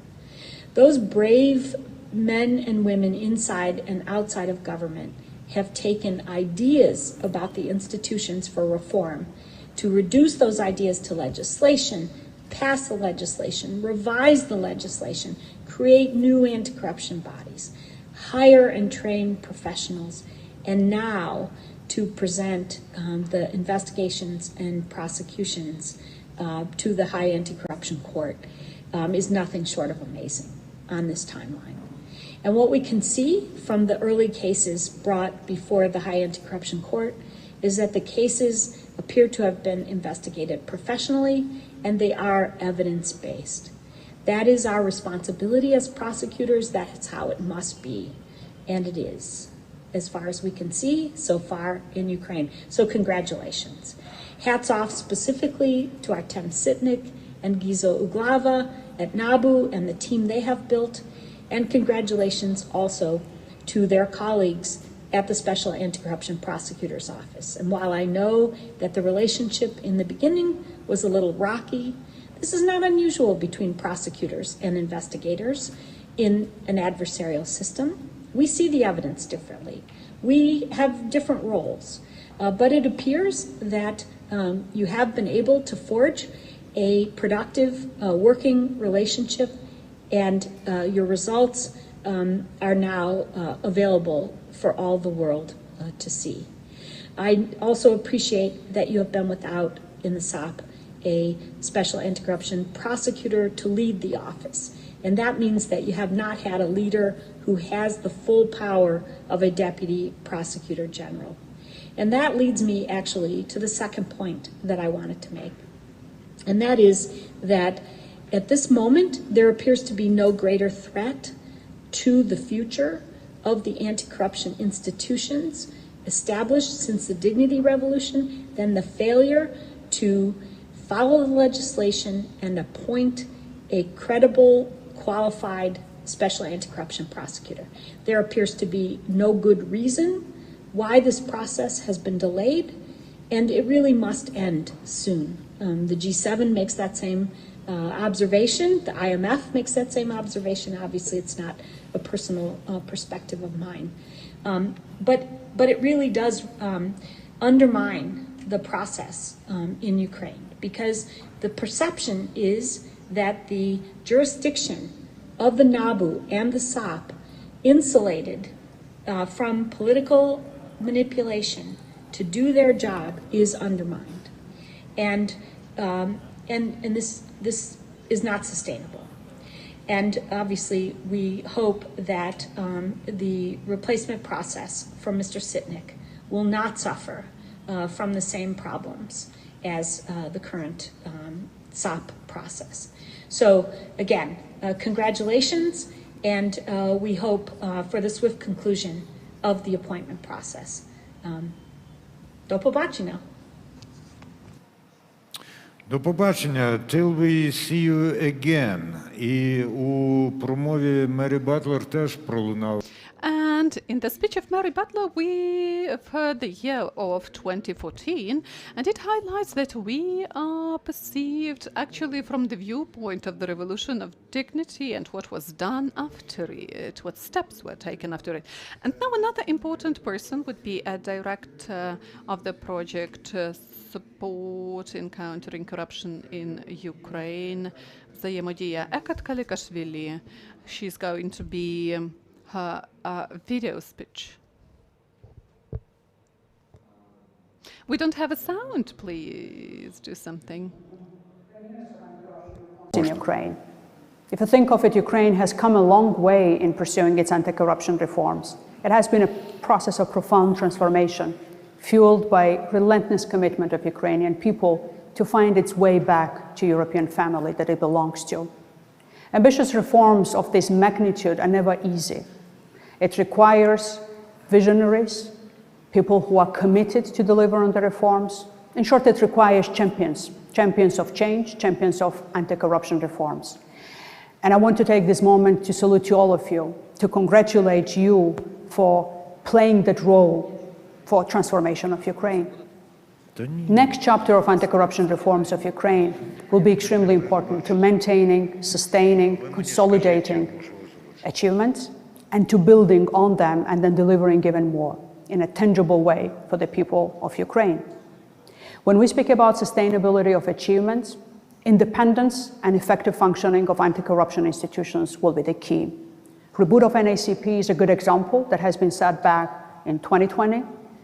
Now it's the time to ensure that the next chapter for the institutions like NABU, SAPO, and ARMA is marked with that success, so that independent and highly professional leadership enters these institutions and ensures sustainability of continuity of its independent and professional action. Prevention of corruption has many sides, many angles. It will take too long for us to describe all of the priorities, but one key element has to be the marker of this process, whole of the government approach. Anti-corruption strategy embodies that principle. We all hope that the Parliament soon will adopt anti-corruption strategy that will become the roadmap, as a strategic roadmap for the next chapter of anti-corruption reforms of Ukraine. But for that to be successful in its implementation, whole of the government approach will be key to ensure that sectoral reforms, public administration reforms are fueled by anti-corruption approaches, mindset, and the vision of what needs to be delivered. There are great success stories in Ukraine in this direction. Prozoro procurement or Prozoro sales is just one vivid examples of that. But we do believe that with successful synergy between modern ways of public administration through digitalization, for example, transformation of business processes in public administration, and then all of the methodologies that are well thought through, how corruption risks could be mitigated through implementation of those reforms, one can have successful deliverables in a short term, not only in the midterm and long term, for the public of Ukraine in getting better, more transparent, accessible services from the government, and level play field for individuals and businesses. In this regard, reforms in the direction of antitrust, strengthening of antitrust legislation, antitrust committee, for that matter, will be extremely important as well, to ensure that no matter how big or small you are as a business, you have a level play field for realizing your ideas, and then with that to contributing to economic development of Ukraine. And at the end, I want to stress the importance of civil society in this process. Civil society in Ukraine has been an engine in so many ways for successful reforms, steering this process, fueling it with its energy and commitment, asking for more. As international community, we are fortunate enough that we stood by all anti-corruption champions in Ukraine by strengthening their capacities in delivering on reforms. And I'm happy that we will be able to do more with the partners like yourselves gathered today at this event, so that civil society representatives, champions of reforms and change in public institutions, have all the capacities that are needed for them to be successful and to deliver on the reforms that benefit all in Ukraine. And at the end, I'm sure that success in this direction, fueled again by your vision and commitment, will make Ukraine a place to learn from, so that Ukraine becomes an example that can inspire others beyond the region of Eastern Europe to learn, to be inspired from, and in that regard become part of solution on a global scale. Once again, I want to congratulate you with Anti-Corruption Day today, and then wish you successful discussions throughout the conference. I believe that the hopes of Ms. Eka, became the reality, and our conference is a real success. But in order to ensure this success, we have to demonstrate to those coming after us in what way we can briefly summarize the discussion. And by the way, here we've heard words about moving slowly, postponing something, common citizens are not directly involved, and they require people behind bars and confiscations. So it turns out that those who are directly participating in countering corruption very decisively, they are also not satisfied by how much time it takes.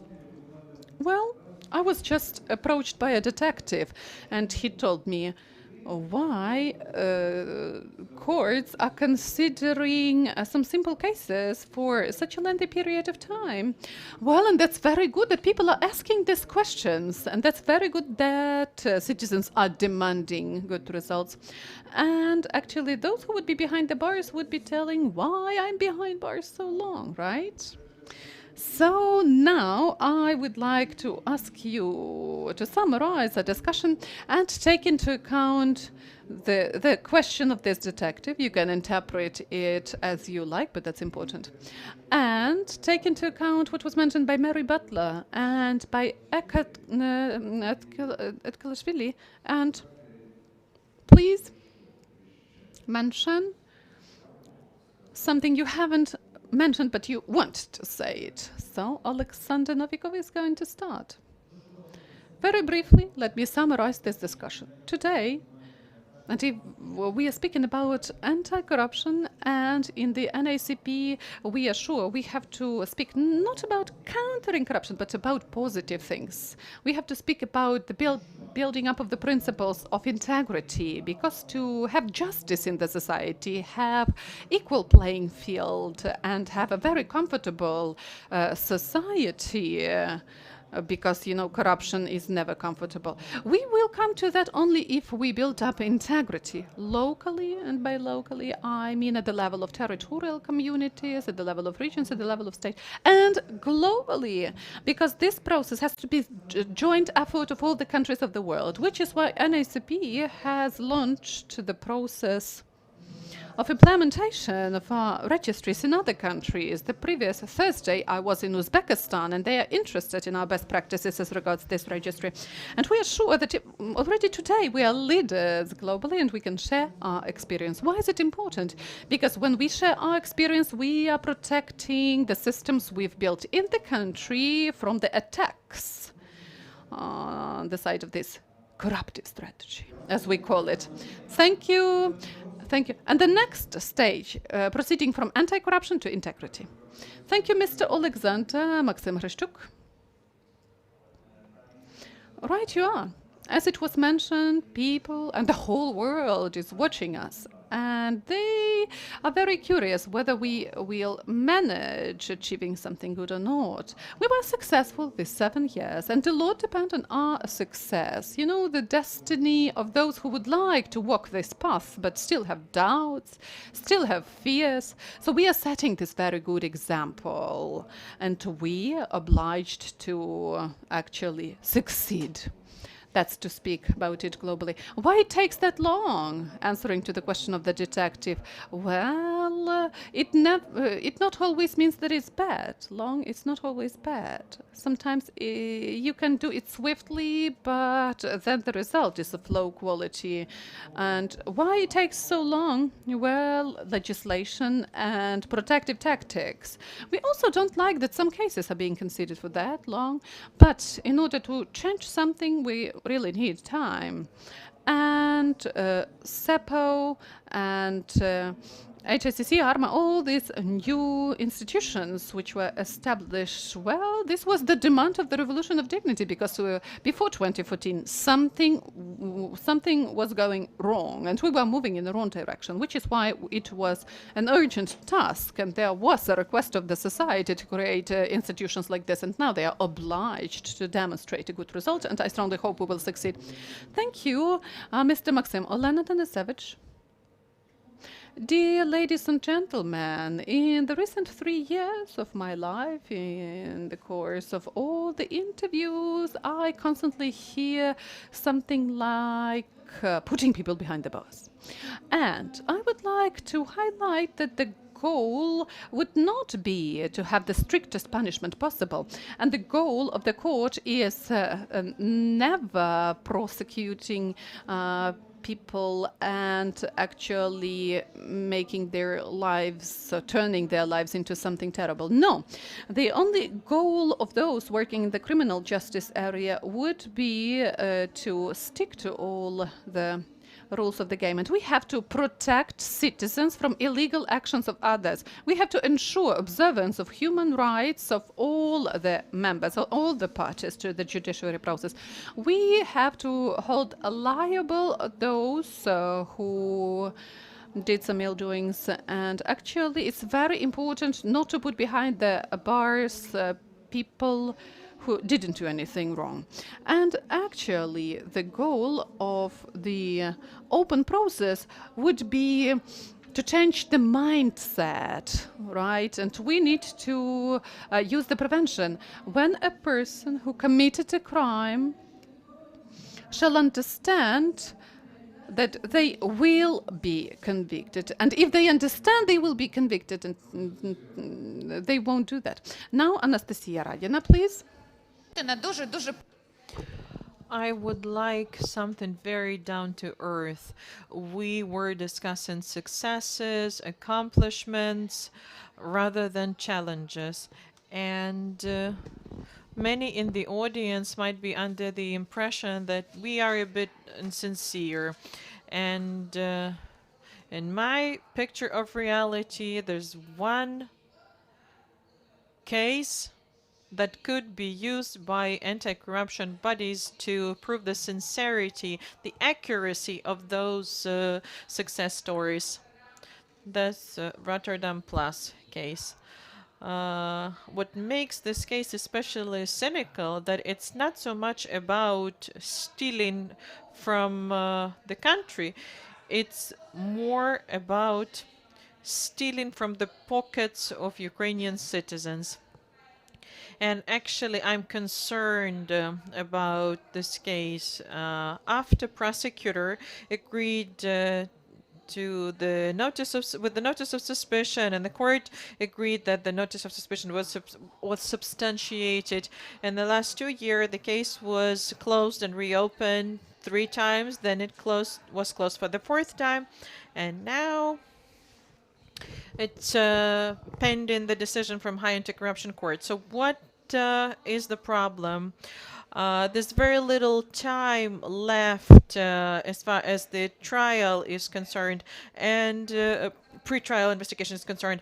And the options are to close the case pursuant to decision of some officials, or, as Ms. Atanasevich mentioned, to give this case a chance in open trial, to openly examine the evidence, allowing the public to see it and to come up with an opinion whether the evidence is sufficient or not, whether the defendant is guilty or not. And if I may, I would really like to urge the anti-corruption bodies to give this case a chance to stand trial so that it was the court that would make a final decision in the case. Anastasia,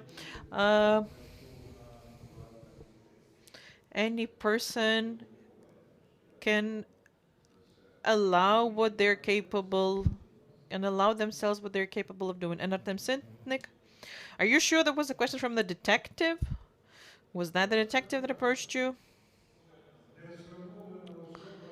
Unidentified person who presented himself as a detective. He was wearing a badge.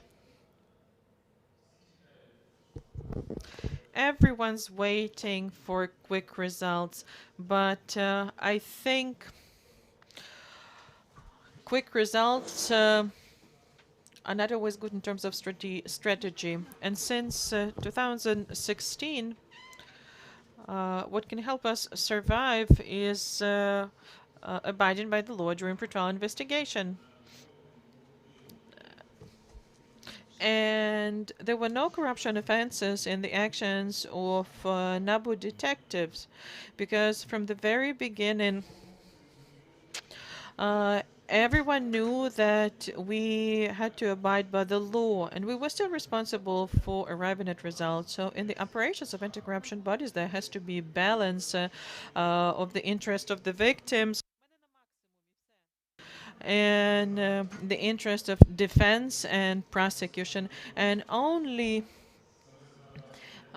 if we abide by the law, if we protect the rights of the parties involved, then the results will not only be quick, but of high quality and irreversible.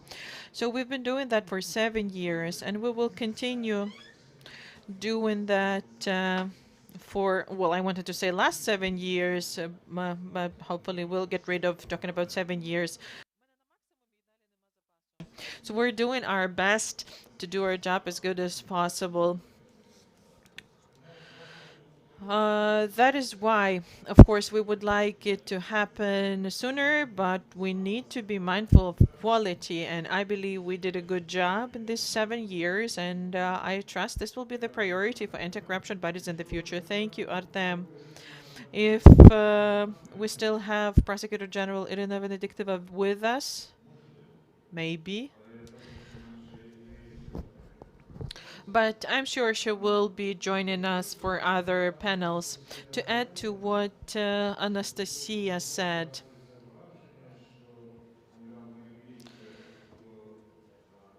she said that we were discussing achievements more, but that was the topic of the first panel, actually. And it's actually a good thing that a lot of problems, nonetheless, were mentioned. I would like to recap as a non-professional: coherence, succession continuity, following the procedure, not disregarding the rights for quick wins and high-profile wins, consolidation of efforts to handle unfair competition, and the need to build rapport with the public. We need to talk to them and we need to listen to them. Thank you very much for your constructive for this constructive discussion. And since there are mentions of lunch, rest assured that lunch will be served. But before we go on the break, let me tell you that during the break you might notice 2 people that you haven't seen before. So don't think that these are people just joining us for lunch. These are people who talk more than each of us. These are our interpreters, Olena Kovalenko and Asya Morinets. I would like to thank them. And hopefully you enjoyed the interpretation. And hopefully you enjoyed this part of the conference. Thank you very much. Enjoy your lunch, and I wish you productive work after lunch.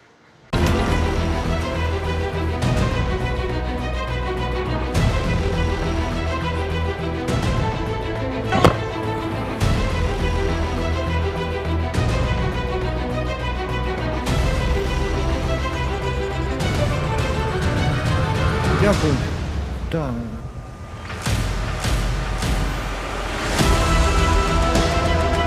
Корумпованим країнам гроші не дають. І до корумпованих країн інвестори також не йдуть.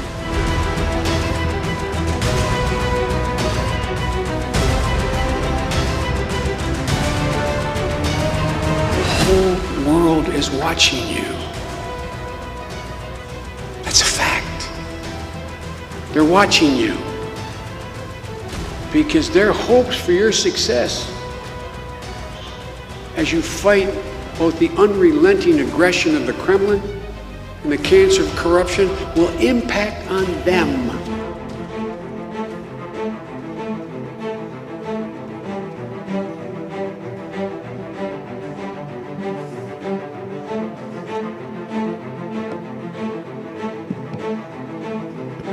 Полювання на корупціонерів. Система автоматичної перевірки електронних декларацій нарешті готова до роботи.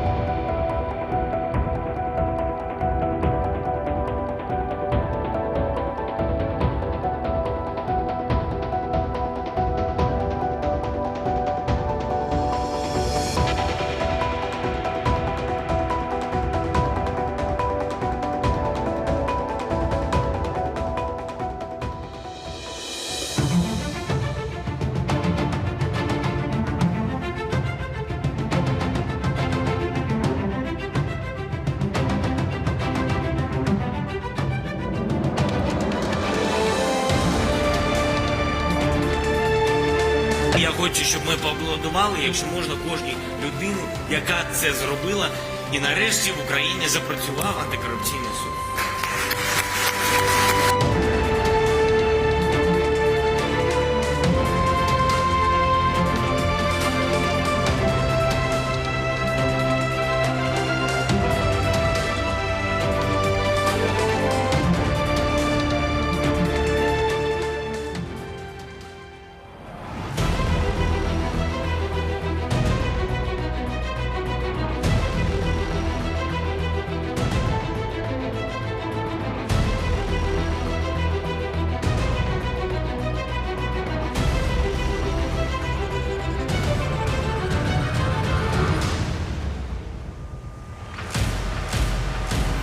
Три українські гілки влади – законодавча, виконавча і судова – за добу встигли геть пересваритися. Все сталося через рішення Конституційного суду, який визнав позаправовими окремі пункти антикорупційного законодавства.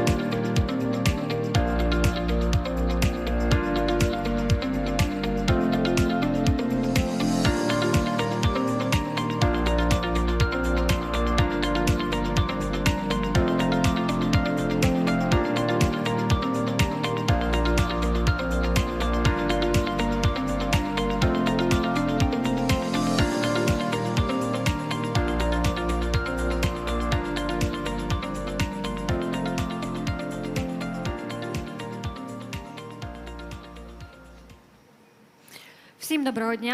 Greetings, everyone. Hello, dear participants and those who are with us online. Today, I'm going to be with you, Irina Shiba, Deputy Head of the EU ACI, and the representatives of civil society who are keeping a watchful eye on the anti-corruption reform. And very often the voice of civil society is not that loud when we are speaking about possible reforms and selection processes. But I strongly hope that we will hear what are the challenges out there and what are the prospects for achieving of the sustainable results in anti-corruption. So we have Vitaly Shabunin with us, head of Anti-AC's board, Katerina Budko, Avtomaidan representative, and NACP Council representative, Andriy Borovik, CEO Transparency International Ukraine, Mark Savchuk, head of the Civil Oversight Council, and Mikhailo Zharnyakov, director of the Euro Foundation. We are going to start speaking about challenges at first. A lot was mentioned about selection of a head of SAPO, and almost every speaker mentioned that it's necessary to wrap up with that selection process, and that transparent selection is of paramount importance, of course, because a lot depends on the trust of the society to the head of SAPO. And speaking about challenges with this selection process, I'd like to address Vitaly Shabunin to start with. Vitaly, please share a secret with us. In what way to conduct an objective and swift selection process, and what are the challenges, problems out there with the selection procedures today? Well, no bad words, right? No swearing, no bad words. Then I'll try.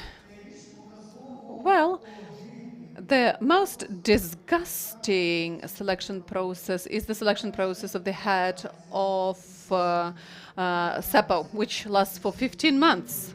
Just imagine, 15 months. Well, just imagine the Economic Security Bureau head was selected in 3 weeks. Well, though we knew his family name already when the selection process was announced. And actually, there was never a single fair selection process. That's full stop after this. So,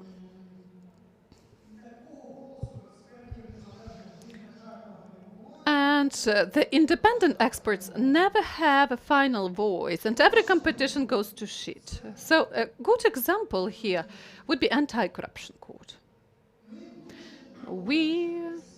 Actually, the whole world learned its lessons with the Anti-Corruption Prosecutor's Office, because actually it was not enough to have this vetoing voice. And I'm grateful to Mr. Tatarov for showing or setting a good example in what way not to do. Because actually, if these people had strategic thinking, they would not do these strange things. Because thanks to that shit, which was demonstrated by the presidential office, we all could launch a proper mechanism of a decisive voice of international partners. And earlier or later, this selection process will be fair and transparent. But what was done by Tatarin and presidential office in this very selection process helped us learning a lesson for the future. Now we've set fair rules. And of course, within this selection process, there still will be challenges. But the prevailing voice shall belong to international independent experts, and it gives not a guarantee, but a strong chance that this selection process is going to be transparent, unlike the shit we see so far. So, I believe we need to speak about Anti-Corruption Bureau more. Well, the talk about Anti-Corruption Bureau will be continued with Mark Savchuk, and I'm sure that all the civil society as well as international partners are going to keep a watchful eye on the selection procedure, speaking about NABU head. And Marko, what are the challenges? What challenges the new director will face, and what would be the key tasks of the head of NABU for the next year? Well, in the first place, hello everyone. I wanted to say that I'm very happy that we had this open discussion now, because the first part of this conference was very positive. Everybody was mentioning that a lot was done, but at the very same time, I believe that this is a high time to underline the problems, the challenges which are still out there, and I'm very happy about Shabunin's speech, because we are facing great challenges in the future in the first place. So, speaking about this selection procedure, of course, I'm sure that authorities are going to sabotage this process, and we actually see how long it takes. And we all remember press conference of Mr. Zelensky when he was meeting Mr. Biden, when he said that in the nearest future we will solve this issue with the position of the head of SAPO. 3 months passed and still nothing is happening, and the next meeting is going to be on the 21st of December, and I'm not sure whether it will take place at all. And the things the next director of NABU will face, and I strongly hope that it's going to be a decent person, would be, in the first place, sorry, but I have to repeat, we need to have a head of SAPO. We don't have a head of the procedural department. Then, second of all, as of today, NABU doesn't have an opportunity to actually wire certain telephone talks. And actually this process is being sabotaged as well by the security service of Ukraine. Thirdly, the issue of expertise in regards of economic crimes. That's a huge issue for Ukraine, for law enforcement, for NABU. There are 2 high-profile cases, Rotterdam Plus and Privatbank. Speaking about Rotterdam Plus, a very interesting story. The same experts at first say one thing, then they say things on the contrary. So, actually, the result is not very promising. If we have a situation like this, we won't be successful in the future, of course, and NABU detectives won't yield very good results.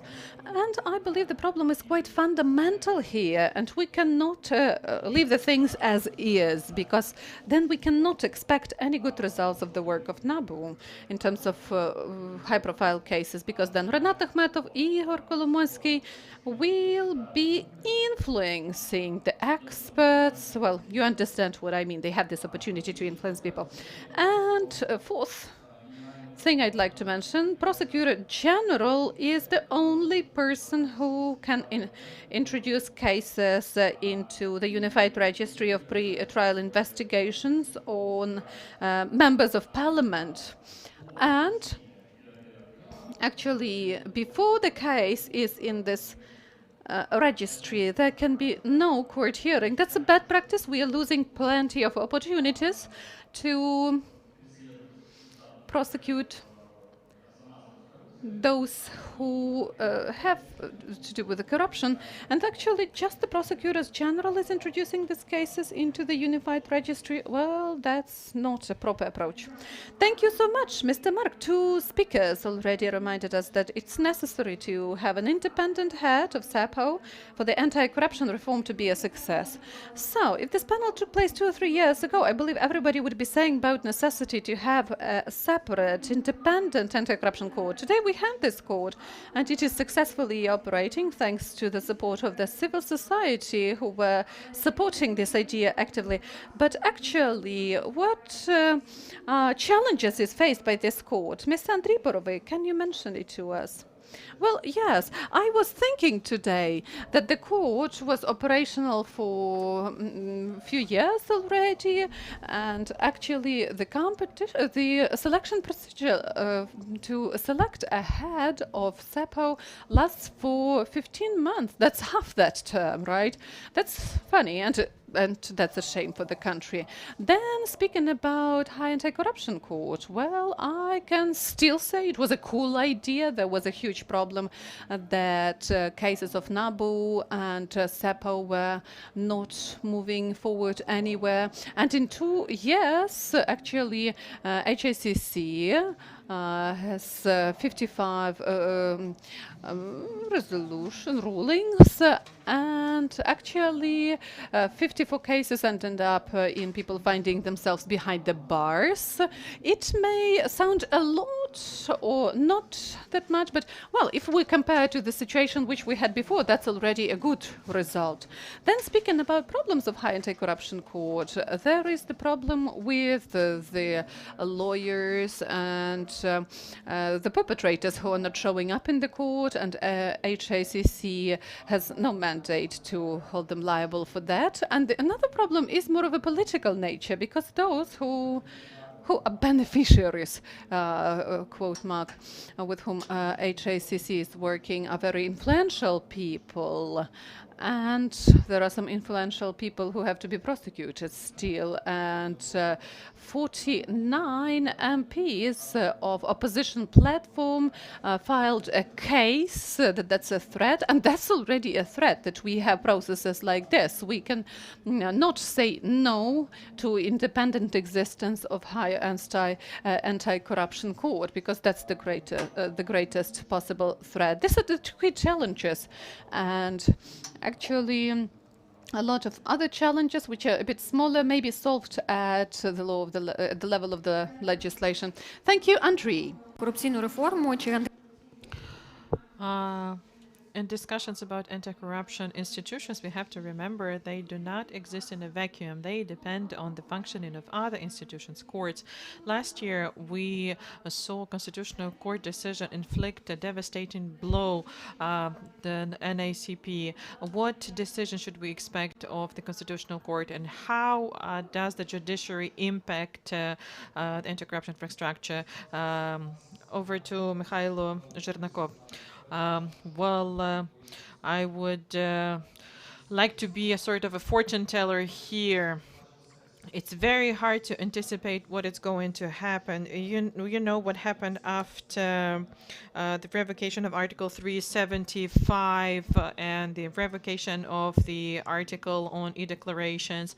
However, anticipating something what the Constitutional Court did last year in October 20, revoking e-declarations and killing powers of an ACP, that was something we couldn't imagine. And it would be very hard to forecast what is going to happen, given whom we have in the court. The president said that these are beings from hell. The NSDC secretary said that the judges are instructed by the Russian Federation. It's been a year and nothing changed in how the justices are selected and appointed. And now it's the law on hack that is submitted, the foundation of deposits guarantees, and the judicial reform, aside from the land reform, healthcare reform, and other important things. And the Constitutional Court, I have to say, is the final bastion, the last resort for the court mafia, but not only, for the corrupt officials and oligarchs. And any reform, if it's efficient enough, it ends up in Constitutional Court. The more efficient it is, the more threatening it is to the oligarchs, the higher the chances that the Constitutional Court is going to kill it. So if President Zelensky and his surrounding are honest and they truly want to fight the oligarchs, they need to pay attention to the Constitutional Court, and they need to reform it. Thank you. Thank you, Mikhail. I would like to go back to the decision of the Constitutional Court on an ACP. We have Katarina Budko, head of Civic Council at the NACP. I remember that after the decision, the council came up and said that this is the death of e-declarations. So what is the situation with e-declarations now? Were the problems caused by the Constitutional Court resolved? And maybe there are any other challenges in the operations of NACP. Thank you.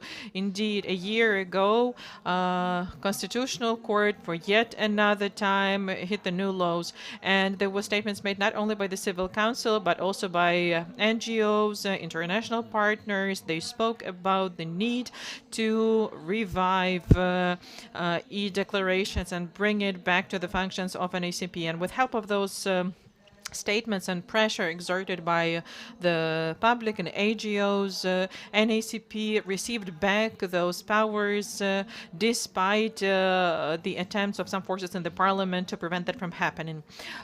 Certain mechanisms changed, in particular the monitoring of lifestyle of judges. However, NACP, as of now, can check the declarations. They can draft reports and protocols, and they continue doing that. Nonetheless, there are other problems. First of all, it's what Irina said.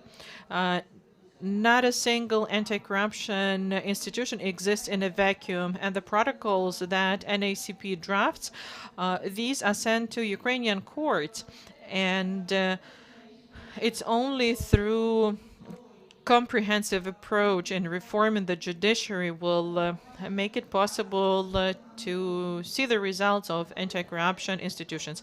Secondly, we still have the old Constitutional Court, the same people who a year ago revoked e-declarations. They're still there. They, at any given point in time, can do something like that again, thus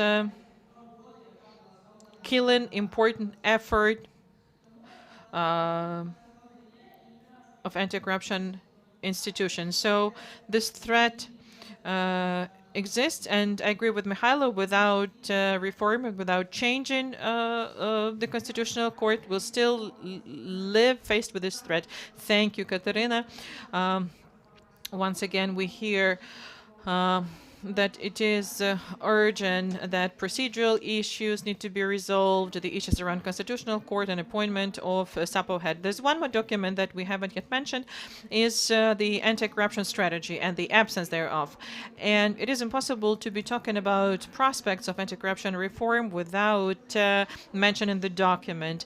Given that for such a long time it's been pending decision from the parliament, it hasn't yet been adopted, this begs the question, what good could the anti-corruption strategy bring? And I think it should be explained to our viewers that are watching us online. So Katerina, a question to you. Do we need an anti-corruption strategy, and does it need to be adopted? Well, in 7 years, we managed to create unique mechanisms, unique anti-corruption institutions. However, at the same time, throughout these 7 years, we've been trying to protect independence of these institutions. And every time we are extinguishing fires, certain reforms are conducted simultaneously, and various institutions are attempting at this reform, so they're trying to combat corruption somehow. However, the uniform strategy with uniform approaches and mechanism is non-existent, and in many respects this fighting with corruption is fighting for the sake of fighting, because we are merely extinguishing fires, but we don't have a comprehensive strategy. Actually, we do have it. It's drafted. And more than a year ago, on the 5th of November 2020, it was it passed first reading in the parliament. So it's been more than a year after the anti-corruption strategy getting stuck in the parliament and not getting to the second reading. And despite a large amount of amendments, the anti-corruption committee processed all of those amendments and prepared the document for the second reading. And this was done way back in May. And regardless of that, the document still cannot find time to vote for the strategy, which will set the level play field, which will set the targets for our fight with corruption. And this begs a question. Why are MPs ignoring this strategy? We need to be aware of one thing. The strategy includes a number of provisions that are not beneficial for those MPs, because the strategy specifies the increase of liability for various misconducts, corruption, violations, and it specifies the open, transparent selection procedure to the office of Prosecutor General to avoid appointments of some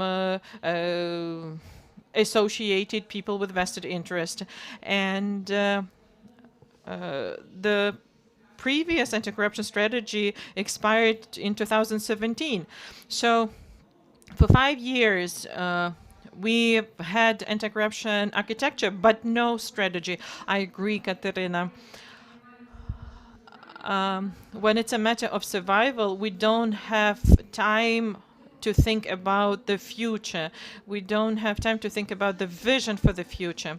And since we're saying that the institutions are fighting for their survival and their independence, it's very important for the public, the civil society, to be protecting the independence.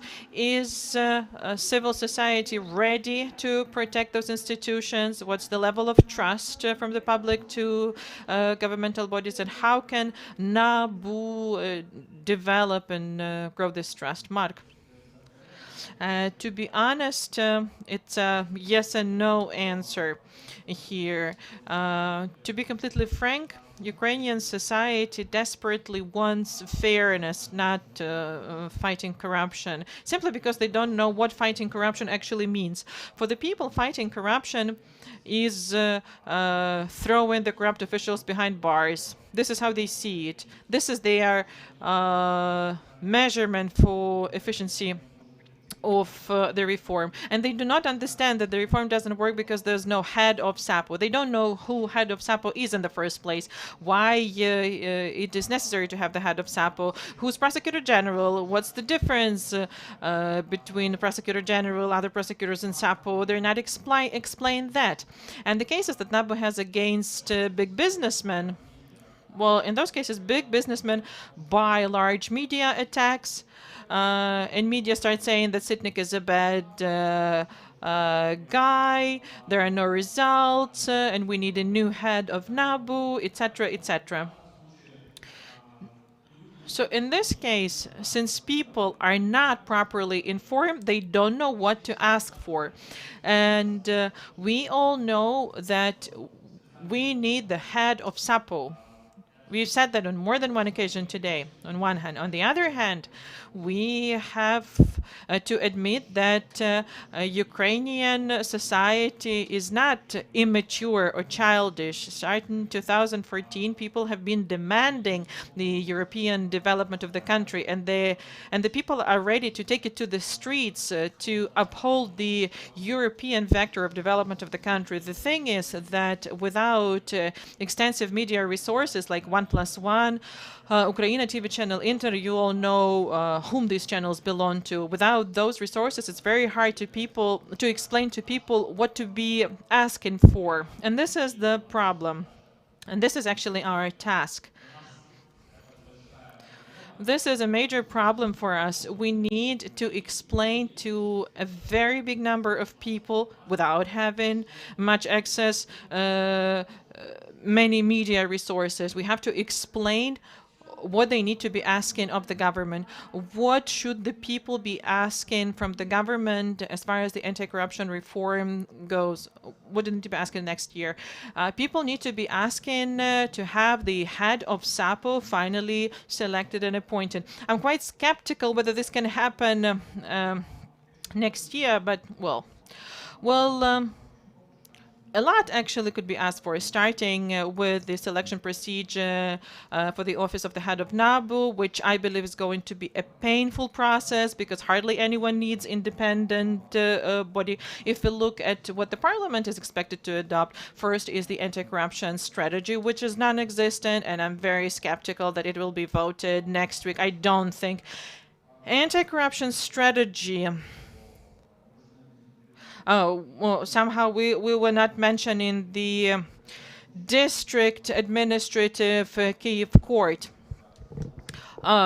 Before we deal with it, we have to decide where the cases are going to go after it eliminated. But, well, okay. Next, prosecuting lawyers that can sometimes engage in outrageous conduct. Next, ARMA. There's also selection procedure there. With very little quorums, only 12 candidates for the office.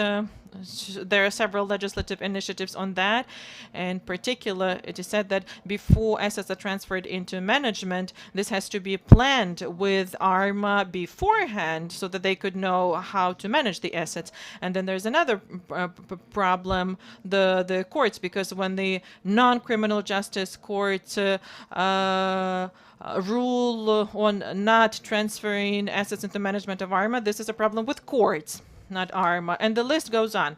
If we were to compile everything that we could be asked, and if we were to organize the anti-corruption day in the parliament, well, no MPs would show up, I think, but if they were to show up and vote, I think we could change half rules of the game that we have now. Thank you, Andriy. I think you're right. The list goes on. It's not extensive, and I believe Vitaly will continue. What will ANTAC demand that the government do next year? Well, SAPO had... it's not about SAPO anymore. If Zelensky did not act on his promise, the promise that was made to Biden in a letter that's public and signed, it's no longer about SAPO. This will mean that there's nothing to talk about with this president because it doesn't act on his promise. So it's no longer about SAPO, it's about Ukraine security. So SAPO had first. Next, implemented the judiciary reform, and the situation is developing in a way that it can be great, super great. Now we have the Ethical Commission selecting the members of the High Qualification Commission of Judges. So the movement is there. So NABU, proper selection procedure of the new head of NABU. What's strategically important is implementing the judiciary reform. What's also strategically important is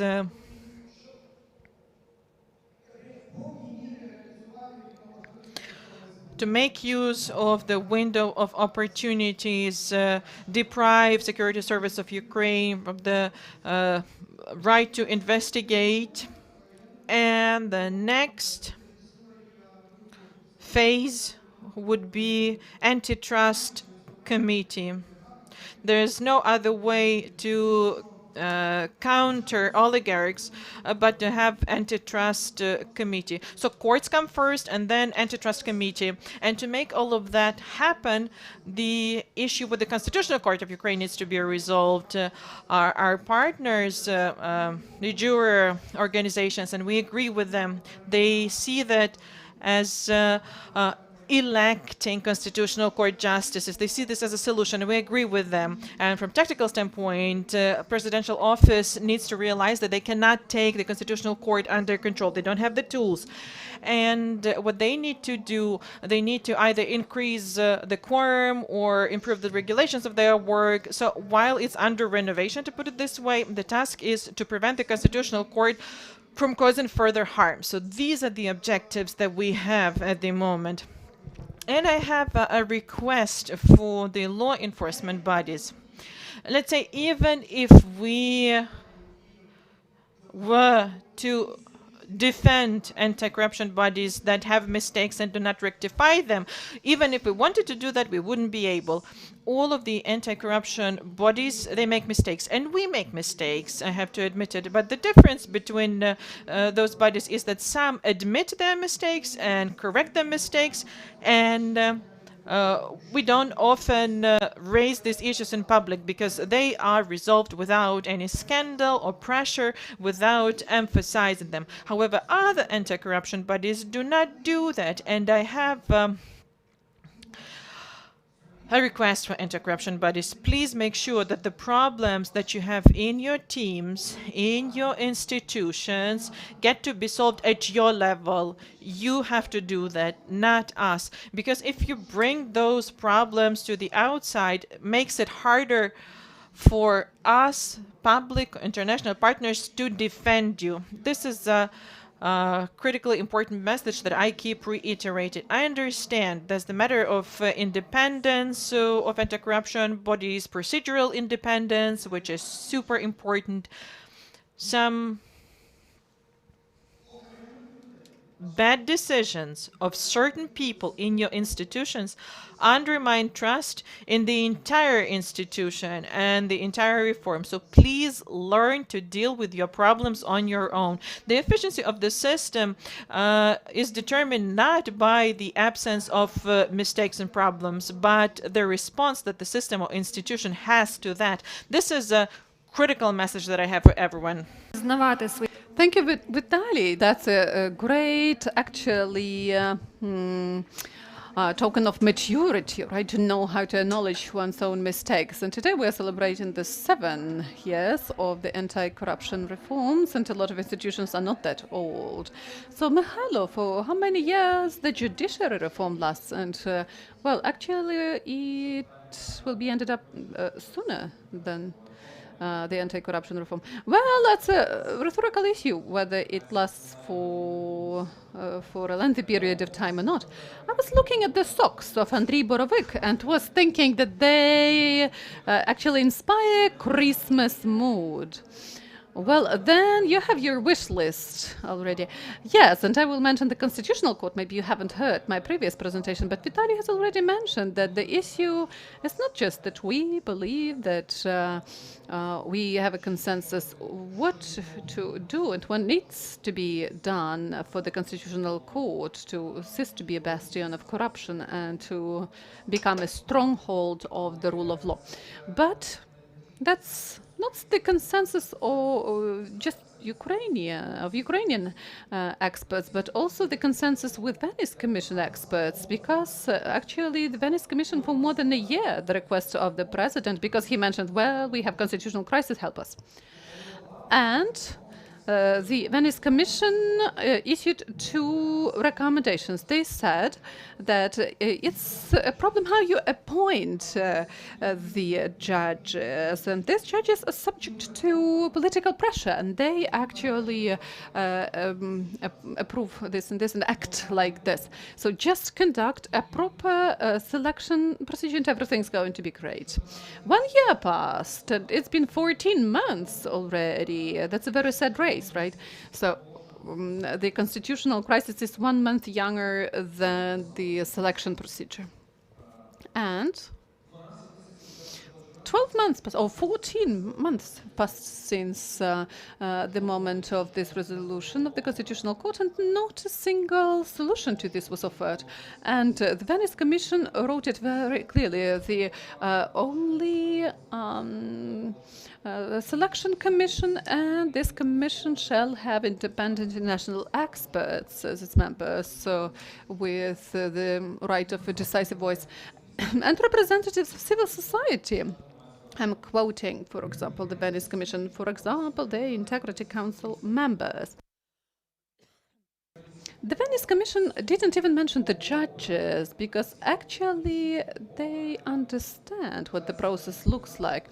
This doesn't work yet because the trust to the judiciary is not great, it's not high, and we see some processes like appointing Mr. Kachun, and there was this fake selection procedure. They didn't stick to any formal requirements because there was the issue of experience, and he just graduated from some institution. And we see a wild process of appointing Mr. Patrushin and Ms. Reshchuk for some non-existing positions. And Mr. Patrushin was blessing President Kuchma for his presidency, and previously actually Mr. Luciano mentioned, we've got conflict of interests, but because he is my teacher, and still he voted for them, and the man was appointed at the end of the day. Well, thanks God, the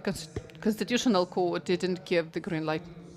So, for years we are extinguishing fires, and we shall stop this process somehow.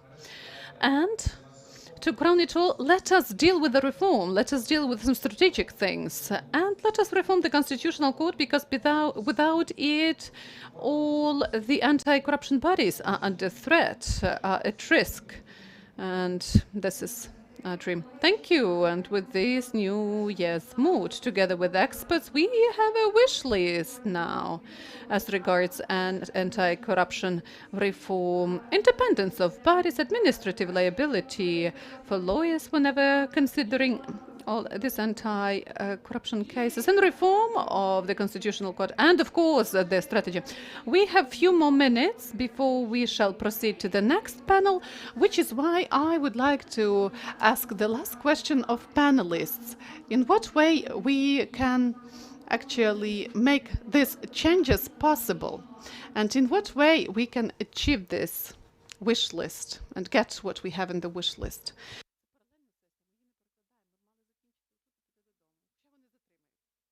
Marco, will you start?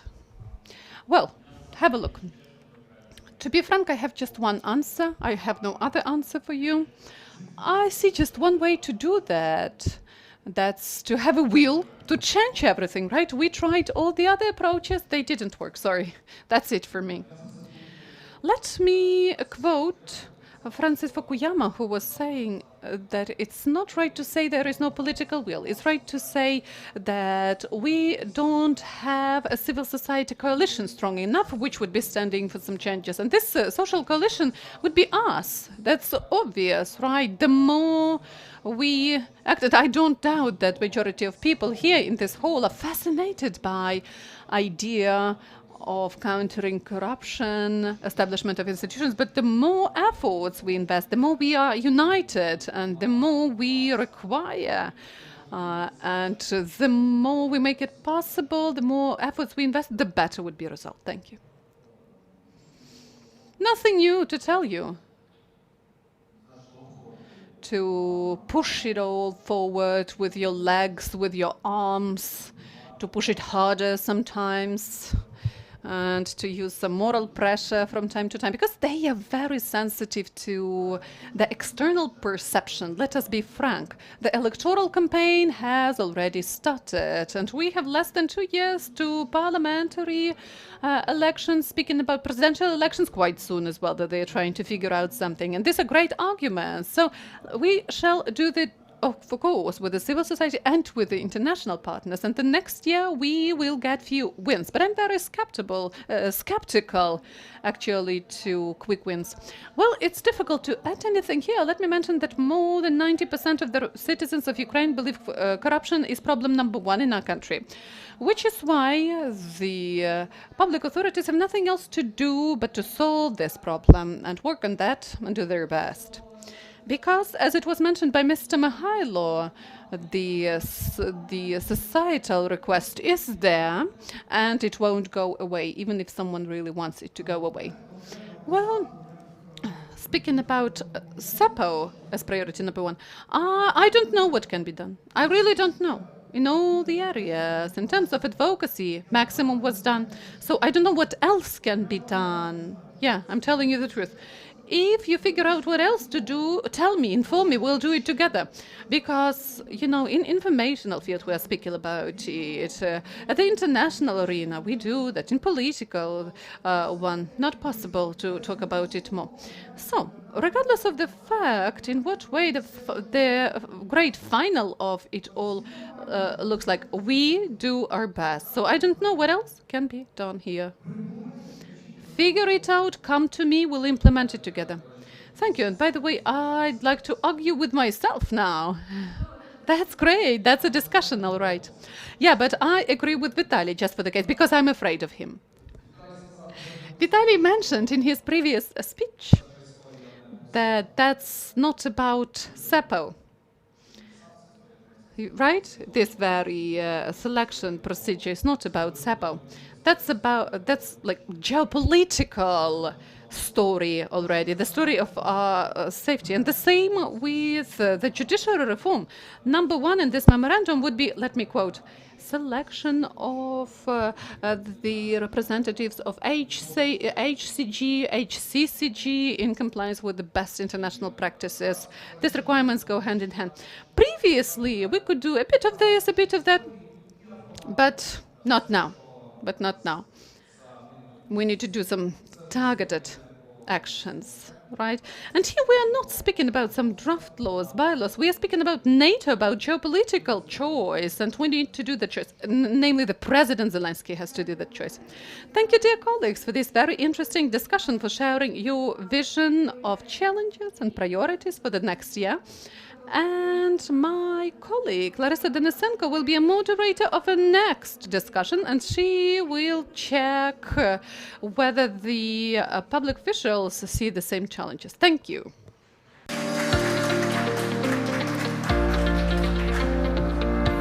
Ти ролик не буде?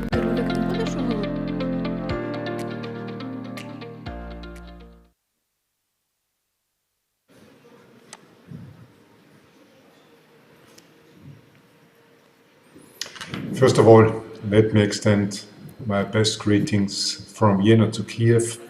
I'm very happy to be with you today. I wished, of course, that could be in persona, but due to the circumstances, we need to do it with this greeting message, which I'm happy to do. When I was first asked a few years back on NABU, I remember vividly well that my statement was along something like, NABU shall be commended and applauded for their steadfast, their extremely committed, and their highly professional work. They have built in short time an impressive and splendid reputation in the international anti-corruption community. And also at that stage I already meant that.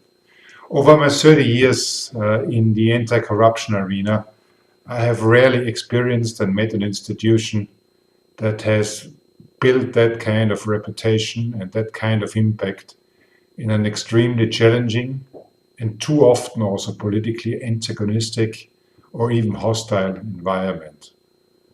So one needs to, as I said, pay tribute to NABU for having achieved that. Against that backdrop, it was a pleasure indeed when I was given the opportunity to assist the organization in drafting their incoming strategy 21 to 23. It was crystal clear from the outset that eventually it would be NABU's product. They should have ownership thereon. So it was for us to serve them, it was for me serving them, and not the other way around. In conducting the work, we agreed to do that in 4 phases, all of those being pretty participatory and inclusive and with lots of feedback circles. So phase 1 was on the inception and the planning phase itself. Phase 2 was the drafting, the first drafts. Then phase 3 was on the validation and the finalization of the first draft of the incoming strategy. And finally, phase 4 was on the facilitation of the drafting and the implementation plans by individual departments of NABU. All those, and I'm not going into too many details, but that included inter alia reviewing of the old strategy and some technical documents, assessing documents, supporting documents, the planning of the strategy workshop, the consultation rounds, follow-up processes, facilitation of strategy workshops, bilateral consultations with relevant NABU stakeholders, both internally but also externally, preparing first drafts, also to ensure the generation of broader ownership of the forthcoming and incoming strategy by subsequently also finalizing the document, assisting, monitoring, providing guidance and feedback on the draft. assisting with the publication, implementation plans, action plans of actions, and so on and so forth. And that all, of course, in line with the international guidelines, with the international standards, be it the United Nations Convention Against Corruption, be it Council of Europe documents, be it other documents, you name them. So now that the strategy 2021-2023 was adopted by NABU's leadership, I am certain, and it's my firm belief, that NABU shall be proud of that strategy. It's a solid paper, it's a solid strategy, a well-founded strategy, and most importantly, it's NABU's strategy. So I'm truly pleased that I could offer advice thereon, assist modestly here and there a bit, and also provide some guidance where and if necessary on the overall process. Now that the new strategy has been adopted, it's also time to extend a thank you and gratefulness, first of all, to the entire project team at NABU for this very constructive and fruitful process, but also to all other staff at NABU who contributed to the drafting, who contributed with ideas, with feedback circles, with town hall meetings, and so on and so forth. And last but definitely least, also my appreciation goes to NABU leadership for having supported this process, and finally also for having adopted the new strategy.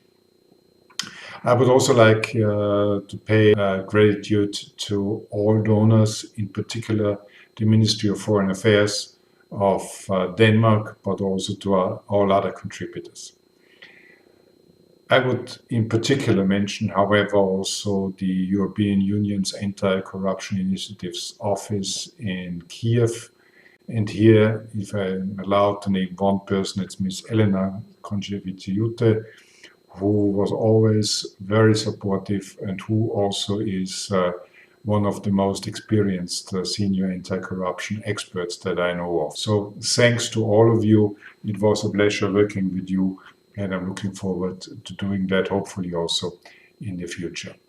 In conclusion, let me repeat what I had humbly the chance to address the United Nations General Assembly on at the summit when the SDGs, the Sustainable Development Goals, were adopted on the 25th September 2015. And that was, corruption is the antithesis vis-à-vis human rights, it's the venom vis-à-vis the rule of law, the poison for prosperity and development, the reverse of equity and equality. Investing in anti-corruption empowerment is therefore the smart way towards sustainable development, safeguarding human rights and strengthening the rule of law, unquote. NABU has a strong say thereon and a strong stake thereon in the Ukraine, but also beyond. And eventually, it doesn't only fight corruption, but it eventually serves Ukraine and its people on the way towards social, political, and economic prosperity. All the best. Thank you very much for having me, and good luck.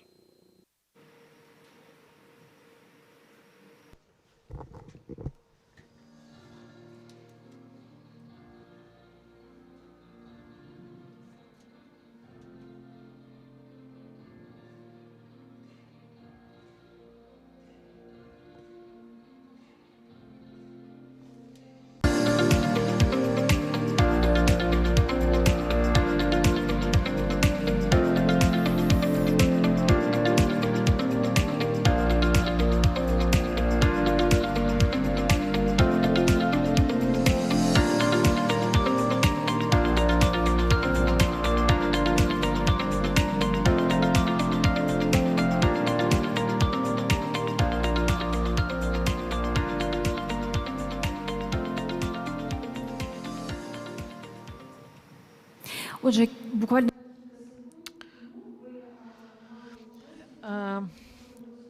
we had the chance to hear the presentation of Martin Kreutner, the Dean of International Anti-Corruption Academy. My name is Larissa Denisenko. I'm a lawyer. It was very interesting to hear from my colleagues from civil society sector about administrative liability for malafide lawyers who misbehave in cases. And now we're going to start a very interesting session. These two sessions, back-to-back sessions, are like a mirror where informal anti-corruption sector is looking in the eye of the formal anti-corruption sector. Our speakers have a unique opportunity to pick the tactics for their presentation. This could be a symmetric response, asymmetric response, ignoring what was said, which I would advise against. We heard a lot from those who speak for the activists in anti-corruption area, but they also represent the expectations of the people for whom the culture of accepting corruption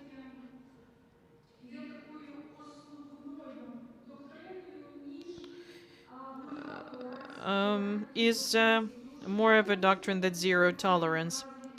Because as of now, we can see that people engage in petty corruption because they don't think of it as corruption in the first place. And they only see corruption when it happens to somebody else, but not to them.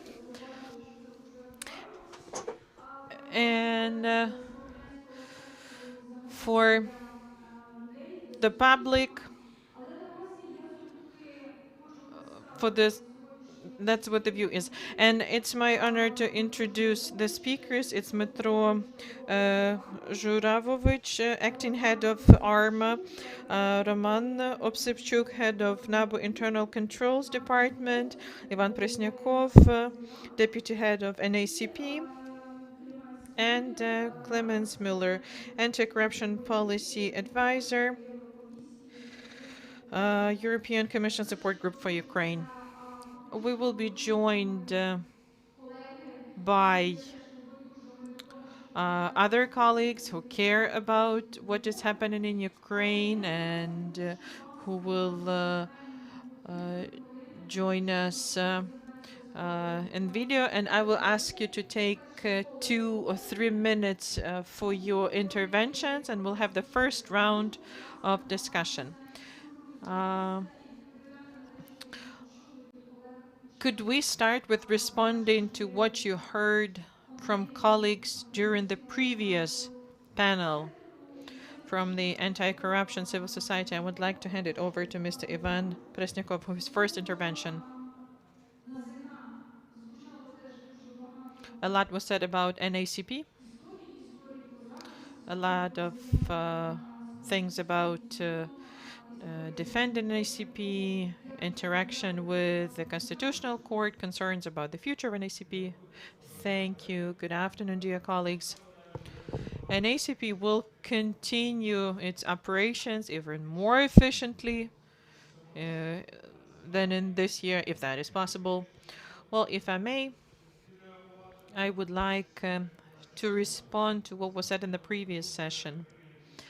I'm actually is under a very positive impression because I feel that we're very much in sync with our partners from the civil society on all key issues.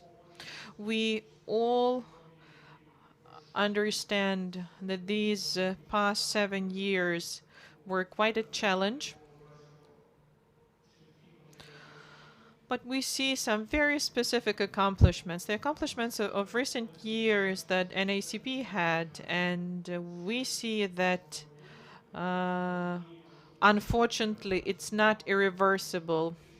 We see that we need to work tactically, strategically to continue developing the independence of anti-corruption architecture. And we also need to support key transformations and processes. And we are aware that SAPO selection procedure is very important, and the law on NABU is a major victory, and we have to closely watch the selection procedure to NABU. But what's even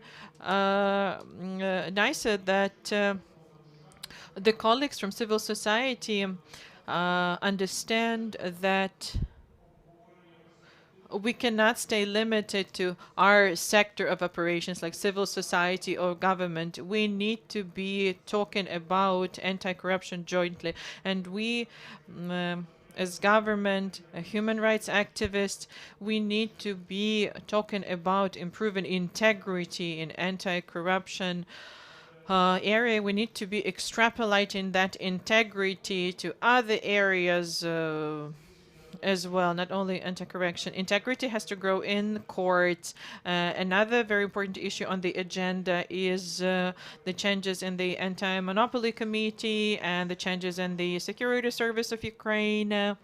And this is very nice to hear about, because this is exactly the approach that we talked about a year ago, that we presented as a body responsible for the national anti-corruption policy. And this is exactly the approach that we presented in the draft of anti-corruption policy strategy. And it's such a pleasure that some of the colleagues specifically said that the strategy needs to be adopted. Other colleagues, without mentioning the strategy, actually gave a list of the initiatives that made it to the strategy, well, to the document. And I think this is a key prerequisite for future successes. We cannot stay put and just be defending the bodies that are already efficient, that are already showing results. We need to move forward. We need to expand the integrity, and we need to roll it out to other things. And as a representative on ACP responsible for the policy, I think we can be talking about that, but of course we are doing everything we can in line with the laws and the Constitution. And our contribution in this movement, further movement, is first and foremost the anti-corruption strategy. That's what we do, support to its implementation, and we will also work on improving the key tools that we have available. The head of NACP mentioned how the declarations register is going to improve the vetting of the declarations. We will be thinking about how to give the full spectrum of services to the relevant heads of units to identify integrity risks in their institutions, how we can help agencies and departments improve their internal integrity. And we have to work on the grassroots level, and decentralization means decentralizing money flows and potentially decentralizing corruption. So this is a consideration for midterm consideration. And before the session, we presented a zero tolerance strategy to corruption, a zero tolerance to corruption strategy, and the challenges also something that we're looking into, something that we want to work with. And I can see that many challenges lie ahead, and the fact that we're in sync with our partners from the civil society sector and with international partners is actually a very positive takeaway of the conference. Thank you, Ivan. Roman, a question to you. Well, you can either respond to what the civil society colleagues raised, and actually you have a unique opportunity to speak in one voice, or to disagree with something, or maybe share something that is not that evident. As far as NABU goes, there's this challenge of internal redistribution of leadership, because you will have a new head. There are a lot of initiatives that are pending the decision from the parliament, anti-corruption strategy in particular. Over to you. Good afternoon.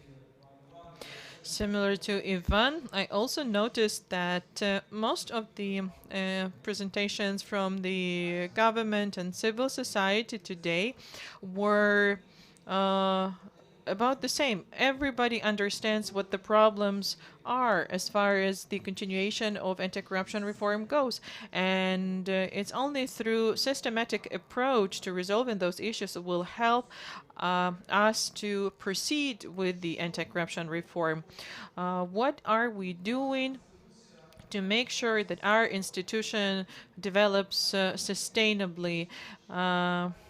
In case you haven't yet seen this, these are brochures, the strategy of NABU for 3 years. And I'm very grateful to EU ACI and Mr. Martin Kreutner, whose video we just saw, for drafting of this document. This is a high-quality, comprehensive document, which is our roadmap. And regardless of who is going to be the next head of NABU, they will need to understand, they will understand that the team created a roadmap of how NABU needs to develop. So what does this document have, and why do we need this document? First of all, and actually it's about what we expect from the implementation of the strategy. First and foremost, this is positive impact on Ukraine's economy through decrease of corruption. What tools we intend to use? First of all, that's digitalization of investigation, which will lead to quicker investigation and high quality and better cooperation between anti-corruption bodies, SAPO and NABU. However, there will be a separate panel on digitalization. I would like to invite you all there to hear about how e-case management will impact the investigation. Second, it's the improvement of interaction between NABU and other governmental bodies. We all understand that it's only through prosecuting prosecutions, it is impossible to decrease the effect of corruption. There has to be a comprehensive approach from all the governmental bodies, those in particular that are responsible for prevention of corruption, those that form anti-corruption policy. A very important aspect is international cooperation. In 6 years of NABU's detectives conducting the investigations, the traces of Ukrainian corruption were found in over 70 countries of the world. We have agreements signed with anti-corruption bodies of other countries, and we already have cases that show that such international cooperation is something positive. And the example that was mentioned today was cooperation with the Central Anti-Corruption Bureau of Poland, as a result of which an organized crime group was exposed, which was active on the territory of Ukraine and Poland at the same time. And the next element is continuing forming the culture of integrity inside the NABU. As of now, NABU is the only governmental body that launched the anti-bribery system in line with the best global practices using ISO 37001. We have a certificate and we are ready to share this experience with other governmental bodies, because we see that the anti-corruption system inside NABU is up and running, it's working, and this can be actually confirmed by people that are investigated by NABU, because they say that, you know, you cannot bribe anyone in NABU. And last but not least, something probably very important, the need of the public. The public needs fairness rather than decrease in corruption. So what civil society can do? Vitaly Shabunin raised this point. Civil society can explain to the people that proper anti-corruption reform means improvement of welfare, improvement of the situation for every citizen. Because if corruption impacts economy less, this means that there will be better, fairer access to resources and fairer distribution of profits and revenues. And one more thing to emphasize, to reach common goal, we have to unite efforts. And I believe that the National Anti-Corruption Strategy could be that document exactly that would help us do that. Thank you, Mr. Rahman. And when institution has already prescribed, discussed, and established a culture inside an institution and set the standards, there is this minimum risk that actually replacement of the leadership will change something. That's of paramount importance, which is why the anti-corruption strategy approval is very important, because this is like canvas for each and every one of us. And it helps us changing the cultural patterns. Mr. Dmytro, let us proceed to you, and I would like to have a joke that there is nothing more constant than an acting head.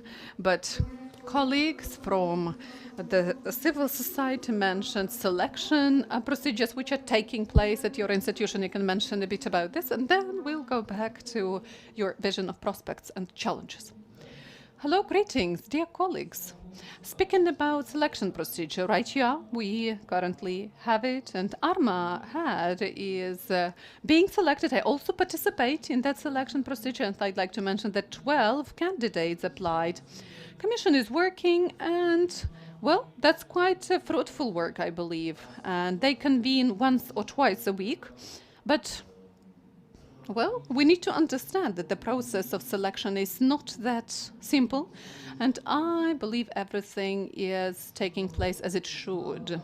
Speaking about Arma in general and our functions, well, the functions are quite new and non-typical for Ukrainian reality, which is why the agency was acting by the method of tries and errors. But now we are overcoming these challenges, these problems, and we are improving the principles of our interaction with other agencies. And it was mentioned by the representatives of these agencies and bodies today. And we see the positive dynamics of our indicators, which highlights our development. To achieve stable and high results, we need to work on a range of other systemic problems. And speaking of the problems, we have imperfect line legislation, but together with MPs, we are solving this problem. And step by step, we are bringing the requirements of the legislation in compliance with reality. And actually, in this context, I would like to express my gratitude to Anti-Corruption EU initiative. They were supporting us all the time. They were supporting our ideas, our draft laws developed by us, and our advocates in Verkhovna Rada of Ukraine. And apart from legislation support, the activities of Arma depends on a range of other preconditions. And actually, we are dealing with assets arrested within the framework of criminal procedures, but actually we don't have a practice of managing these confiscated or unsubstantiated assets because we don't have efficient institutes in Ukraine. Arma is just enforcing the judicial rulings, and we need to interact with the judiciary, with law enforcement, and we need to actually deal with proper management of the assets. We need to cooperate with judges. We need, and actually, we need to raise their awareness about our functions and our limitations. This will boost our efficiency. And it's very important to understand that efficient preservation of the value of the arrested assets would be an important identifier of effective interaction with the law enforcement system and judiciary system. And currently, that's a very relevant problem that we deal with owners of arrested assets, and they apply media pressure, legal pressure, and actually we need to properly manage these seized assets. And usually these assets are quite problematic, as you know. It's very difficult to manage them, and not all the entrepreneurs are saying yes to this. We are cooperating with domestic enterprises, which are potential managers. And actually, there is another problem we need to solve. That's financing of our institution. Currently, we're using the money allocated to us just to survive on a daily basis, but I believe that the state shall take into account that our body is quite young and we need to still develop. So we are facing certain challenges. They need to be addressed. So the seized assets registry is an important issue. Now we are testing this registry. It's in a test mode currently, and this is a very important tool, you know, a tool which can help us efficiently interact with other central executive bodies as well as law enforcement agencies. And quite often they have claims that proceeds to the budget are not that high as a result of our activities, but I believe this is the wrong opinion, because we're not a commercial structure and we have to ensure preservation of those assets and the value of those assets, which are not given for the management to other entities, and we are performing our functions entrusted to us by the state. And in general, today, I personally have an optimistic look into the future. ARMA has got a bright future, because apart from the desire of our team, there is a political will to achieve changes, and there is unprecedented support from our international partners and anti-corruption international organizations. I have no doubts we are doomed to success. Thank you, Mr. Dmytro. Well, obviously you have support of international partners because you have an international partner. And now I would like to give the floor to Mr. Müller.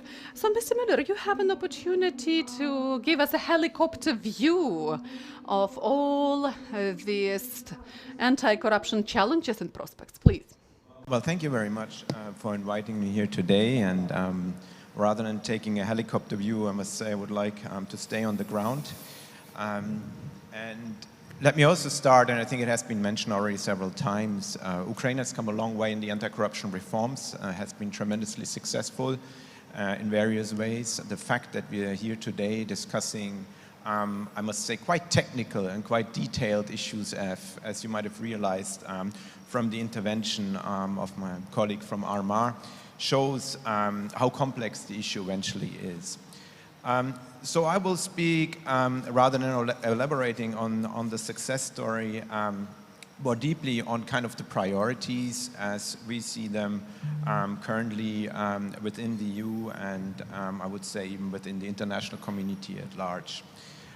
First priority is certainly to sustain the independence and effectiveness of the anti-corruption institutions.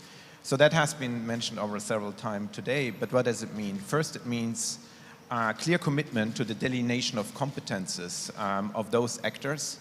That means that cases that's supposed to be under NABU jurisdiction actually stay in NABU jurisdiction, and then with SAPO and the Anti-Corruption Court, and not derivated, let's say, to other law enforcement agencies that not necessarily have the competence, meaning the General Prosecution Office, the Security Service of Ukraine, and possibly also in the future the Bureau of Economic Security. So it is important to keep a clear delineation of competences and to keep the cases that actually relate to NABU's jurisdiction and SAPO prosecution in that mandate.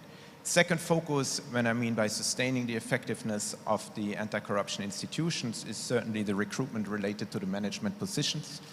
we just spoke about AMAR, and I know my colleague here on the right, he's part of that competition. I wish him the best of luck. But then also, it was addressed several times, SAPO. The process is stalled, and we certainly hope to see a new SAPO head selected as soon as possible. And then we have the forthcoming selection process for NABU, where again there will be a temporary role for international experts in order to guarantee the integrity-related aspects and the depolitization and merit-based outcome of that. So, but then there will be also obviously some legislative readjustments needed. As you might be aware, there's a structural benchmark from the IMF in relation to amendments to the SAPO law. One might also consider at some point to look into changes to the law on the Anti-Corruption Court. Then a second point, and I think here is where sustaining the anti-corruption institutions can only reach so much because of their mandate, is to look more actually on the causes of corruption and less than addressing the symptoms. What I mean by that is by prosecuting and convicting eventually a high-level official, you're addressing mostly the symptoms unless you do a very strategic investigation by taking someone out who is behind certain schemes. But by addressing the symptoms, I mean to go more into sectors and see and get a better understanding why are certain sectors corruption-prone and close the space for corruption in those specific sectors. The strategy certainly addresses many of those issues, but I would even go beyond. We need to develop a better understanding what is going on in the energy sector, in the infrastructure sector, in competition, in energy, you name it. Now there's a lot about Green Deal, renewable energy, but I remember, I think there was an investigation done by Denis Bius some years ago, looking into how actually Green Deal matters and the investment in this sector has certain corruption risks. So we need to simply develop a better understanding in order to be able to close the space for corruption there. Thirdly, we need to address the various enablers of corruption more effectively. What do I mean by that is, I think there's no secret that the corruptioners and corrupted practices that we see, the money that is gained out of those are not reinvested into Ukraine, but it flows usually out of the country. So the phenomenon of illicit financial flows and money laundering in this regard is extremely important. We need to, again, close the space here. We need to be more diligent on addressing these issues. And let me just mention a few points, particularly when it comes to countering tax evasion, tax avoidance schemes, usage of shell companies abroad, and so on. I mean, the question is how many papers, Panama Papers, and so on, we actually need to see in order to understand the dimension of the issue and really address it in a sincere way. Second, we need to strengthen the framework when it comes to beneficial owners, ultimate beneficial ownership. There's an outstanding simplification needed for the submission and verification in particular of the beneficial ownership data. And then another very powerful tool in regards to addressing the various enablers is civil confiscation, non-conviction based asset confiscation. That has only just started to be piloted in Ukraine with the amendments to the mandate of the Anti-Corruption Court.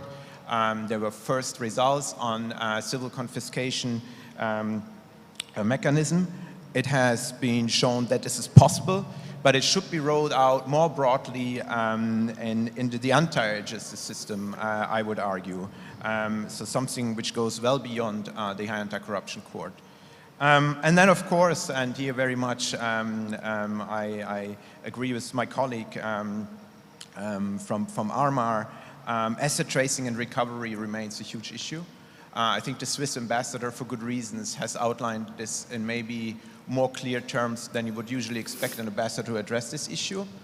Not so many assets have been recovered from Yanukovych times. I think way more needs to be done. An asset recovery strategy is still pending for the adoption with the cabinet, so we hope to see some progress there very soon. Apart from those priority areas, I think it's also important to continue focusing on developing and strengthening innovative anti-corruption IT tools. And it's really impressive what Ukraine has already done. From the far-fetched asset declaration system, we have seen Prosoro, whistleblower portal now, register for reporting political party financing, a register for politically exposed persons. This is unique. This is extremely innovative instruments Ukraine has or is applying here. Many of those, I suppose, will need to be updated, new need to be developed in order to take track with the current challenges. And then in general, I think an enhancement to the digitalization would also close eventually the space for corruption. And last but not least, and I think this goes to one of your first questions, is yes, civil society plays an important role, extremely important role. I would say they're even the main driver of the anti-corruption reforms in Ukraine. And we, from the international, from the EU side, obviously, we very much support civil society organizations in that. We will upscale our support to civil society as well as investigative journalism, following very much the recommendation of the European Court of Auditors in this regard. So yes, I think those are the priority areas. The way the EU will be engaged in this is through policy dialogue as part of the association agreement. Just lately, we had a joint statement in relation to the last summit, where some of the priority areas I mentioned were actually included. Then we will have also continuation on the policy instrument side. Here I'm speaking about possible macro-financial assistance in the future. And we have also the visa liberalization action plan and the monitoring mechanism in place in this regard. And then, of course, the broader technical assistance programming we are doing, and we are very grateful also for the constant engagement of our EU anti-corruption initiative. It's one of the main supporters of this event today, and we will continue engaging on various other sectors and areas through technical assistance programs. Well, thank you very much. Дякую, пане Мюллер. Thank you, Mr. Müller. True, only consolidation of effort will help bring the results that will change the perception of corruption to zero tolerance. And let me remind you, those who are joining us online, you are watching the third discussion panel of the conference 7 Years of Anti-Corruption Reform, the view of anti-corruption bodies. We are a little bit behind, so we continue our work, and I'm very grateful for this first wave of presentations of ideas about challenges. And we have a video from Mr. John Love, Associate Fellow from Chatham House, Russia and Eurasia Programs. Hello, my name is John Luff. I'm an Associate Fellow with the Ukraine Forum at Chatham House in London. I see definite progress on the anti-corruption front in Ukraine over the past 7 years. I would single out the creation of NABU and the High Anti-Corruption Court as particular achievements. These involved civil society and international partners in a venture that had previously been untried in Ukraine, but I think has contributed to creating institutions with a new and distinctive culture. It's very important that they should be nurtured and developed to their full potential. There have also been significant reforms to close down the space for old corrupt practices, banking reform, VAT reform, the clean-up of Naftogaz, and of course the establishment of a new procurement system with the use of Prosoro. Efforts to raise transparency have also been, in some cases, really quite impressive. The asset declaration system is far from perfect, but it is extensive, and it seems to be developing now along the right lines. Equally, there's been much improved accessibility of property registers, and this is really, I think, starting to change something fundamental in Ukraine. Inevitably, there have been losers from many of these reforms, and those losers have fought back and in some cases established new ways to extract rents or benefit from the system. The problems at SAPO are sadly well known, and these relate, in my view, in large measure to the still unreformed nature of the prosecutorial system. Ruslan Ryabashapka did not last long in his post as Prosecutor General, I think precisely because he was starting to shake up an institution that many regard as the last bastion of so-called vested interests. Overall, judicial reform has been a disappointment. We've had a conservative judiciary in charge of the process, and one heavily protected on the basis that it should be treated as independent.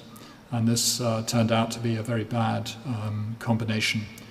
But possibly now, finally, things are starting to change and move in the right direction.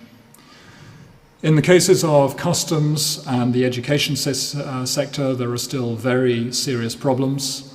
I've personally been horrified by reports that there are fake COVID vaccination certificates on sale in Ukraine, certificates that are being bought and used, and that's a really frightening revelation in the times that we currently live in.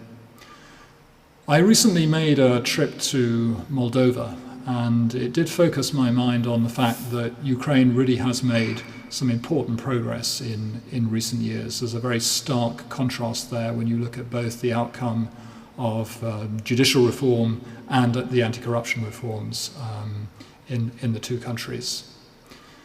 Ukrainian society clearly wants better institutions, but to create them, in my view, it's going to have to stay vocal, remain demanding, and also consider actually what has been achieved. Often we hear that society is very negative about the progress that has been made, and in some cases claiming that no progress has been achieved since 2014. I think that view is incorrect, and it possibly reflects the fact that there's much more transparency in Ukraine these days and much more reporting of the existence of corrupt practices. But clearly, this is a project that is going to last decades. And I carry constantly the message that rule of law is a culture and one that has to grow over time. It requires constant attention and nurturing. And sadly, progress will not always be linear, but in my view, Ukraine is evolving quite rapidly, and the old system that breeds corrupt practices is under considerable pressure in many places. It still clearly has the capacity to fight back, and it's important that Ukraine's civil society, together with international partners, continue to place obstacles in its path and encourage the transformation of behaviours. And I'm thinking here of the behaviours of big business, the behaviour of government officials, and the behaviour, last but not least, of Ukrainian citizens themselves. Citizens have to take the lead. Thank you very much.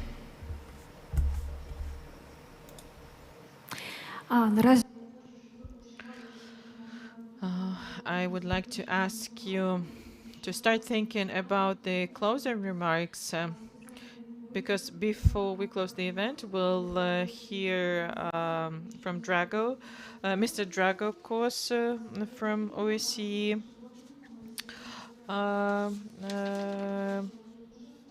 And after that, I will ask you to speak concluding remarks. When NABU was established, everybody in Ukraine thought, well, this is just another anti-corruption body which will not yield any results. They were thinking so on the basis of the results of so many anti-corruption bodies which were established before NABU. But NABU surprised everybody. It started to deliver. Suddenly, the corrupt individuals in Ukraine, but also broader, did not feel so safe anymore. NABU started to investigate, NABU started to deliver charges, and NABU was willing to defend its charges at the courts. So the bad guys did not feel safe anymore. However, it has to be noted that NABU and its detectives work in an extremely challenging, even hostile environment. Due to the general lack of genuine will to fight corruption in Ukraine, extremely high expectations from the public, constant legislative changes which are not aimed at improving conditions for NABU's work, but for destroying the conditions for NABU's work, incompetence, incompetitiveness, and many working but also personal problems in the law enforcement judiciary chain, those are all obstacles for the effective functioning of NABU. But NABU still delivers. There are three main reasons which negatively influence the effectiveness and efficiency of NABU investigations. The first one is the imperfect legislation, which is not improved, but intentionally used to cause harm and to obstruct NABU investigations. The second one is a very poor coordination of activities of many pre-trial investigative bodies in the country, often also intentionally provoked and maintained.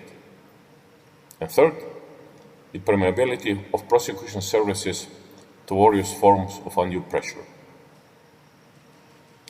It is surprised that in a country which is claiming so often and so loud, like Ukraine, that it is fighting corruption,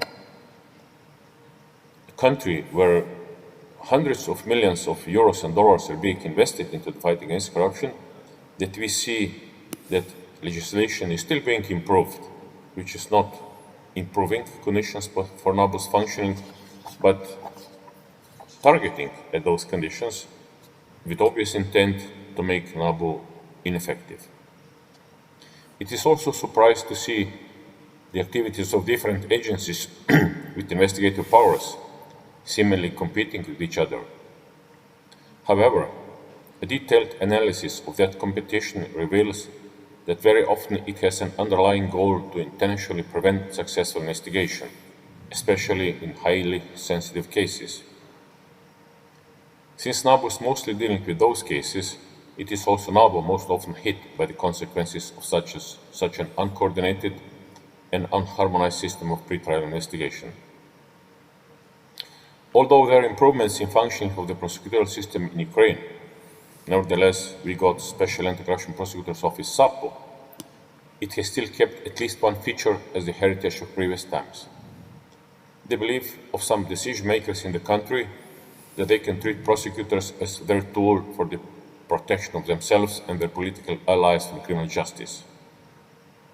Disturbingly, that belief does not seem to vanish despite many other positive developments in the country, but it even seems to strengthen. NABU, as an institution whose effectiveness depends on functioning of the prosecution services, is normally heavily affected by such situation. I could also cite some other reasons why NABU has difficulties to work. Lack of merit-based appointments. However, when the first management of NABU was selected, it follows strict merit-based procedures. Let us hope that the next year, when NABU will face the selection of the next group of managers, the same thing will happen. NABU is engaging in many investigations. NABU is being recognized by many similar agencies in other countries. We see that there are many possibilities on how to make the work and the life of potential corrupt perpetrators even worse, more demanding. NABU knows how to do it. NABU is doing it already. So let us not prevent NABU from doing for what it has been established for and for what it has been paid for. Let us give NABU all the legislative, institutional, but also practical conditions which NABU deserves for its functioning. And let me, at the end, express my gratitude that I could be involved, at least partially, in some work of NABU, not in concrete cases, of course. And let me congratulate you for all your achievements and for the fact that you're still being alive. Nobody believed that when you started, but you're still here, and I'm convinced that in the years to come you will prove that you can work even more, that you can reach even higher, and that the corrupt individuals in your country, but also broader, will continue to be afraid from you. Congratulations. Насправді, шановні панове, ми з вами попали. Dear ladies and gentlemen, the timer stopped, but we are still trying to continue talking. And I will ask you in your closing remarks, please, could you elaborate on your expectations for next year? What can change an anti-corruption agenda of the institutions that you represent? Mitro? Thank you. As far as I understand, I have to be brief, very brief, please. I'd like to mention that all the anti-corruption institutions have their objectives, but we have to understand that while working on our objectives, we need to communicate with one another productively. Because what we do depends on what law enforcement, the judiciary do. We depend on law enforcement because they decide what assets to seize, and the court decides whether to transfer those assets into our management or not. So my suggestion for next year is productive cooperation towards common goal of combating corruption. Thank you for your attention. Well, this is, New Year's resolutions or a New Year's celebration toast.